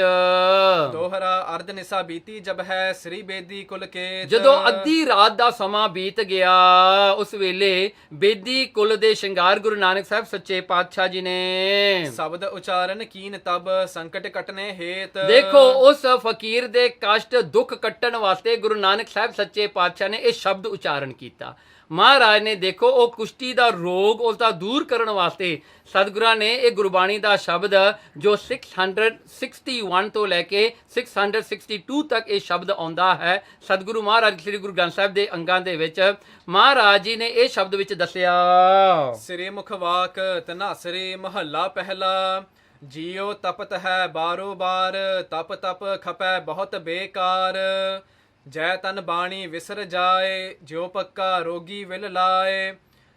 ਸੋ ਇਹ ਸ਼ਬਦ ਦੇ ਵਿੱਚ ਸਤਿਗੁਰੂ ਜੀ ਕਹਿੰਦੇ ਜੋ ਤਪਤ ਹੈ, ਜਿਵੇਂ ਤਪਣਾ ਹੁੰਦਾ ਹੈ, ਜਿਸ ਤਰ੍ਹਾਂ ਸਰੀਰ ਫਕੀਰ ਦਾ ਅੱਜ ਤਪ ਰਿਹਾ ਹੈ ਦੁੱਖ ਕਰਕੇ ਬਾਰੋ ਬਾਰ, ਕਹਿੰਦੇ ਇੱਕ ਵਾਰ ਨਹੀਂ ਵਾਰੀ ਵਾਰੀ, ਕਹਿੰਦੇ ਹੁੰਦਾ ਕੰਸਿਸਟੈਂਟਲੀ ਜਿਹੜਾ ਦੁੱਖ ਦੇ ਕਰਕੇ ਅੰਦਰੋਂ ਤਪਸ਼ ਹੁੰਦੀ ਹੈ, ਜਿਹੜਾ ਪੀੜ ਹੁੰਦੀ ਹੈ, ਇਹ ਤਪਸ਼ ਜਿਹੜੀ ਵਿਕਾਰਾਂ ਵਾਲੀ, ਜਿਹੜੀ ਬਾਰ-ਬਾਰ ਜਨਮਾਂ ਜਨਮਾਂਤਰਾਂ ਤੱਕ ਇਨਸਾਨਾਂ ਨੂੰ ਦੁੱਖ ਦੇਣ ਵਾਲੀ ਹੈ। ਤਪ ਤਪ ਖਪੈ ਬਹੁਤ ਬੇਕਾਰ। ਇਹ ਜਿਹੜੇ ਹਨ ਇਸ ਜਲਨ ਦੇ ਵਿੱਚ, ਇਹ ਤਪਸ਼ ਦੇ ਵਿੱਚ ਸਰੀਰ ਵੀ ਜਲਦਾ ਹੈ, ਮਨ ਵੀ ਜਲਦਾ ਹੈ, ਤਾਂ ਕਹਿੰਦੇ ਖਪੇ ਬਹੁਤ ਬੇਕਾਰ ਹੁੰਦੇ ਨੇ, ਬਹੁਤ ਹੀ ਬੇਕਾਰ। ਇਹ ਸਮਾਂ ਜਿਹੜਾ ਬੇਕਾਰ ਹੀ ਚਲਿਆ ਜਾਂਦਾ, ਰੋਂਦਿਆਂ ਪਿੱਟਦਿਆਂ ਹੀ ਬੀਤ ਜਾਂਦਾ ਹੈ, ਜੀਵਨ ਦਾ ਲਕਸ਼ ਹੀ ਭੁੱਲ ਜਾਂਦਾ ਹੈ। ਜੈ ਤਨ ਬਾਣੀ ਵਿਸਰ ਜਾਏ। ਜਿਹੜੇ ਤਨ ਸਰੀਰ ਵਿੱਚੋਂ ਪਰਮੇਸ਼ਰ ਦਾ ਨਾਮ ਵਿਸਰ ਜਾਂਦਾ ਹੈ, ਗੁਰਬਾਣੀ ਵਿਸਰ ਜਾਂਦੀ ਹੈ, ਜਿਹੜੇ ਸਰੀਰ ਗੁਰਬਾਣੀ ਨਹੀਂ ਪੜ੍ਹਦੇ, ਨਹੀਂ ਸੁਣਦੇ, ਜਿਉ ਪੱਕਾ ਰੋਗੀ ਵਿਲ ਲਾਏ। ਉਹ ਪੱਕੇ ਰੋਗੀ ਹਨ। ਪੱਕਾ ਰੋਗ ਹੁੰਦਾ ਜਿਹਦਾ ਕੋਈ ਇਲਾਜ ਨਾ ਹੋਵੇ, ਕਹਿਣ ਲੱਗੇ ਉਹ ਪੱਕਾ ਰੋਗ ਹੈ।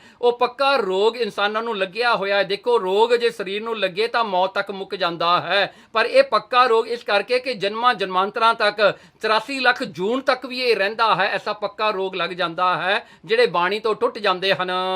ਬਹੁਤਾ ਬੋਲਣ ਝੱਖਣ ਹੋਏ। ਵਿਸਰਾਮ ਦੇ ਕੇ ਸਤਿਗੁਰੂ ਜੀ ਜਿਹੜੇ ਹਨ, ਇਹ ਵਿਸਰਾਮ ਵਾਲੀ ਜਾਂ ਰਹਾਉ ਵਾਲੀ ਪੰਕਤੀ ਵਿੱਚ ਸਤਿਗੁਰੂ ਜੀ ਕਹਿੰਦੇ ਹਨ ਬਹੁਤਾ ਬੋਲਣ ਝੱਖਣ ਹੋਏ। ਝੱਖਣ ਹੀ ਹੁੰਦਾ ਹੈ, ਬਹੁਤਾ ਬੋਲਣਾ ਪੈਂਦਾ ਵੀ ਨਹੀਂ। ਜਿਹੜਾ ਬੰਦਾ ਬਹੁਤਾ ਬੋਲੀ ਜਾਵੇ, ਬਕਵਾਸ ਹੀ ਕਰੀ ਜਾਵੇ, ਵਿਣ ਬੋਲੇ ਜਾਣੈ ਸਭ ਸੋਏ। ਕਿਉਂਕਿ ਪਰਮੇਸ਼ਰ ਤਾਂ ਬਿਨਾਂ ਬੋਲਿਆਂ ਤੋਂ ਹੀ ਸਭ ਕੁਝ ਜਾਣਨ ਵਾਲਾ ਹੈ। ਜਿਹੜਾ ਹਨ ਉਹਨਾਂ ਨੂੰ ਬੋਲ ਕੇ ਦੱਸਣ ਦੀ ਵੀ ਲੋੜ ਨਹੀਂ। ਕਹਿੰਦੇ ਉਹ ਪਰਮੇਸ਼ਰ ਅੱਗੇ ਜੇ ਅਰਦਾਸ ਕਰੀਏ ਤਾਂ ਬਹੁਤਾ ਬੋਲਣ ਝੱਖਣ ਹੋਏ। ਝੱਖਣੇ ਹੁੰਦਾ ਹੈ ਨਾ, ਕਹਿੰਦੇ ਉਹ ਜਾਂ ਜਿਵੇਂ ਇੱਕ ਆਪਣਾ ਹੀ ਗੰਦਗੀ ਨੂੰ ਫਲੋਰਨ ਵਾਲੀ ਗੱਲ ਹੁੰਦੀ ਹੈ। ਕਹਿੰਦੇ ਬਹੁਤਾ ਬੋਲਣ, ਐਸਾ ਬਹੁਤਾ ਬੋਲਣ ਮਨ ਦੀ ਬਹੁਤੀ ਚੰਚਲਤਾ ਜਿਹੜੀ ਹੈ ਉਹ ਝੱਖਣ 'ਚ ਪਾਉਂਦੀ ਹੈ, ਉਹ ਦੁਬਿਧਾ ਵਿੱਚ ਹੀ ਪਾਉਂਦੀ ਹੈ। ਇਸ ਕਰਕੇ ਪਰਮੇਸ਼ਰ ਤਾਂ ਬਿਨ ਬੋਲੀਆਂ ਹੀ ਸਭ ਕੁਝ ਜਾਣਦਾ ਹੈ। ਰਹਾਓ ਸੋ ਵਿਸਰਾਮ ਦੇ ਕੇ ਸਤਿਗੁਰੂ ਜੀ ਕਹਿੰਦੇ ਹਨ, ਜਿਨ ਕੰਨ ਕੀਤੇ ਅੱਖੀ ਨਾਕ। ਉਹ ਪਰਮੇਸ਼ਰ ਜਿਹਨੇ ਕੰਨ ਕੀਤੇ ਹਨ, ਅੱਖਾਂ ਬਣਾਈਆਂ ਹਨ, ਨੱਕ ਬਣਾਇਆ ਹੈ। ਜਿਨ ਜਿਹਵਾ ਦਿੱਤੀ ਬੋਲੇ ਤਾ। ਉਹੀ ਪਰਮੇਸ਼ਰ ਜਿਹਨੇ ਜੀਭ ਦਿੱਤੀ, ਤੰਗ ਦਿੱਤੀ ਬੋਲਣ ਵਾਸਤੇ।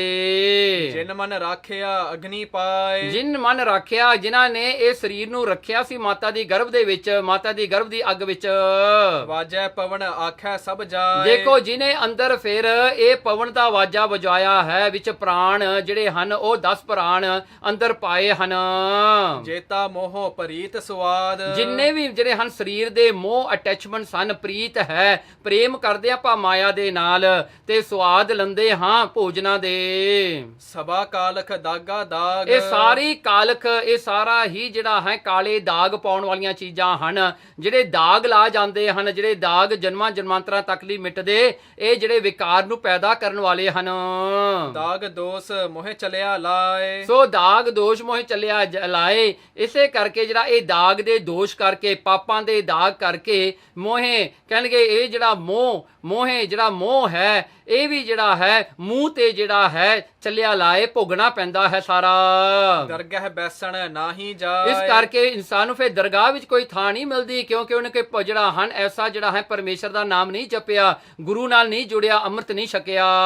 ਕਰਮ ਮਿਲੈ ਆਖਣ ਤੇਰਾ ਨਾਮ, ਇਸ ਕਰਕੇ ਜਿਹਦੇ ਉੱਤੇ ਪਰਮੇਸ਼ਰ ਦੀ ਕਿਰਪਾ ਹੁੰਦੀ ਹੈ, ਪ੍ਰਾਪਤ ਹੁੰਦੀ ਹੈ, ਉਹਨਾਂ ਨੂੰ ਹੀ ਪਰਮੇਸ਼ਰ ਦਾ ਨਾਮ ਦੀ ਪ੍ਰਾਪਤੀ ਹੁੰਦੀ ਹੈ। ਜਿਤ ਲਗ ਤਰਣਾ ਹੋਰ ਨਾਹੀ ਥਾਓ, ਦੇਖੋ ਪਰਮੇਸ਼ਰ ਦਾ ਨਾਮ ਹੀ ਹੈ ਜਿਹਦੇ ਕਰਕੇ ਸੰਸਾਰ ਤੋਂ ਤਰਨਾ ਹੁੰਦਾ, ਹੋਰ ਕੋਈ ਤਰੀਕਾ ਨਹੀਂ, ਹੋਰ ਕੋਈ ਥਾਂ ਨਹੀਂ ਗੁਰੂ ਦੇ ਦਰ ਤੋਂ ਬਗੈਰ ਜਿੱਥੇ ਇਹ ਨਾਮ ਦੀ ਪ੍ਰਾਪਤੀ ਹੋਵੇ ਤੇ ਗੁਰੂ ਦੀ ਕਿਰਪਾ ਹੋਵੇ। ਜੇ ਕੋ ਡੂਬੈ ਫਿਰ ਹੋਵੇ ਸਾਰ, ਜੇ ਕੋਈ ਡੁੱਬਦਾ ਹੈ ਤਾਂ ਉਹਨੂੰ ਫਿਰ ਵੀ ਉਹਨੂੰ ਸਾਰ ਮਿਲਦੀ ਹੈ, ਬਚਾਓ ਹੁੰਦਾ ਹੈ। ਨਾਨਕ ਸਾਚਾ ਸਰਬ ਦਾਤਾਰ, ਇਸ ਕਰਕੇ ਗੁਰੂ ਨਾਨਕ ਸਾਹਿਬ ਸੱਚੇ ਪਾਤਸ਼ਾਹ ਜੀ ਫਰਮਾਉਂਦੇ ਹਨ, ਉਹ ਸੱਚਾ ਪਰਮੇਸ਼ਰ ਹੀ ਸਾਰਿਆਂ ਦਾ ਦਾਤਾ ਹੈ, ਸਾਰਿਆਂ ਨੂੰ ਦਾਤਾਂ ਦੇਣ ਵਾਲਾ ਹੈ। ਇਹ ਜੇ ਕੋ ਮਹਾਰਾਜ ਕਹਿੰਦੇ ਦੇਖੋ ਡੁੱਬੈ ਫਿਰ ਹੋਵੇ ਸਾਰ, ਜੇ ਕੋਈ ਗਲਤੀ ਹੋ ਵੀ ਜਾਵੇ, ਪਾਪੀ ਵੀ ਹੋ ਜਾਵੇ, ਤਾਂ ਕਹਿੰਦੇ ਨਾਨਕ ਸੱਚਾ ਸਰਬ ਦਾਤਾਰ, ਉਹ ਪਰਮੇਸ਼ਰ ਆਪਣੇ ਔਗਣ ਨਹੀਂ ਚਿਤਾਰਦਾ, ਉਹ ਤਾਂ ਫਿਰ ਵੀ ਬਖਸ਼ ਲੈਂਦਾ ਹੈ, ਐਸਾ ਦਾਤਾਰ ਪਰਮੇਸ਼ਰ ਹੈ। ਚੌਪੇ ਸ੍ਰੀ ਗੁਰ ਸਰਬ ਸ਼ਬਦ ਮੁਖ ਭਨਾ, ਮਹਾਰਾਜ ਨੇ ਜਦੋਂ ਇਹ ਸ਼ਬਦ ਜਿਹੜਾ ਹੈ ਆਪਣੇ ਮੁਖਾਰ ਬਿੰਦ ਤੋਂ ਉਚਾਰਨ ਕੀਤਾ,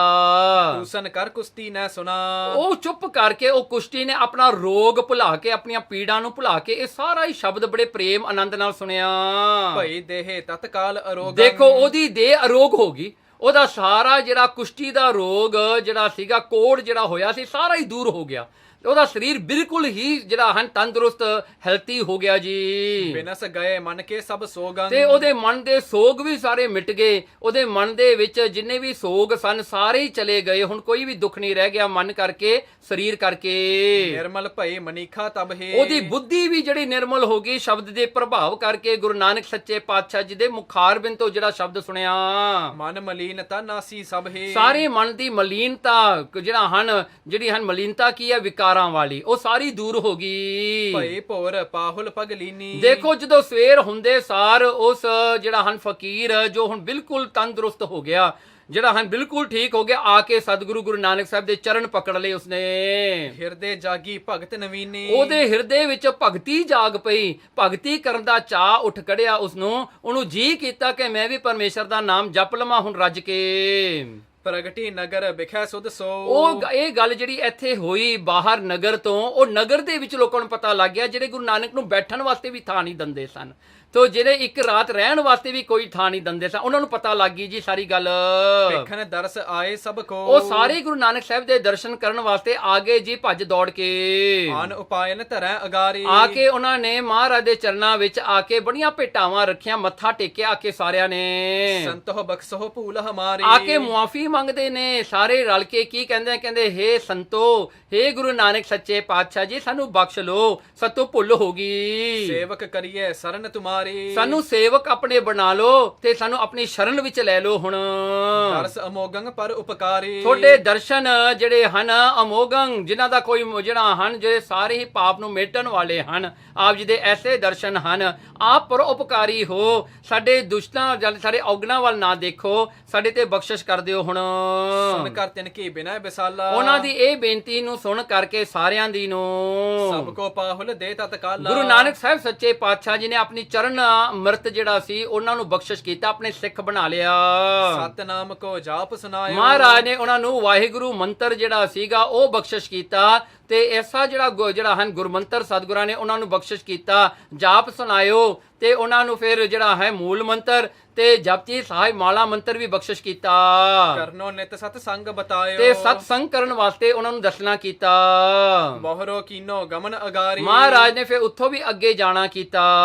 ਤੇ ਚਰਨਨ ਪਰ ਕਵ ਬਲਿਹਾਰੀ ਉਹ ਗੁਰੂ ਨਾਨਕ ਸਾਹਿਬ ਸੱਚੇ ਪਾਤਸ਼ਾਹ ਜੋ ਪਾਪੀਆਂ ਨੂੰ ਤਾਰਨ ਵਾਲੇ ਨੇ, ਕੋੜੀਆਂ ਦਾ ਕੋੜ ਦੂਰ ਕਰਨ ਵਾਲੇ ਨੇ, ਪਾਪੀਆਂ ਦੇ ਵਿਕਾਰਾਂ ਨੂੰ ਦੂਰ ਕਰਨ ਵਾਲੇ ਨੇ, ਉਹ ਸੱਚੇ ਪਾਤਸ਼ਾਹ ਦੇ ਚਰਨਾਂ ਤੇ ਕਵੀ ਸੰਤੋਖ ਸਿੰਘ ਜੀ ਕਹਿੰਦੇ ਮੈਂ ਬਲਿਹਾਰੇ ਜਾਂਦਾ ਹਾਂ। ਬਹੁਰੋ ਕੀਨੋ ਗਮਨ ਅਗਾਰੀ ਤਿੰਨ ਚਰਨਨ ਪਰ ਕਵ ਬਲਿਹਾਰੀ। ਇਤ ਸ੍ਰੀ ਗੁਰੂ ਨਾਨਕ ਪ੍ਰਕਾਸ਼ ਗ੍ਰੰਥੇ ਉਤਰਾਰਦੇ ਸਾਹੋ ਕੋ ਅਰ ਕੋੜੀ ਫਕੀਰ ਕੋ ਪ੍ਰਸੰਗ ਵਰਣਨ ਨਾਮ 25ਵਾਂ ਅਧਿਆਏ। ਵਾਹਿਗੁਰੂ ਜੀ ਕਾ ਖਾਲਸਾ ਵਾਹਿਗੁਰੂ ਜੀ ਕੀ ਫਤਿਹ।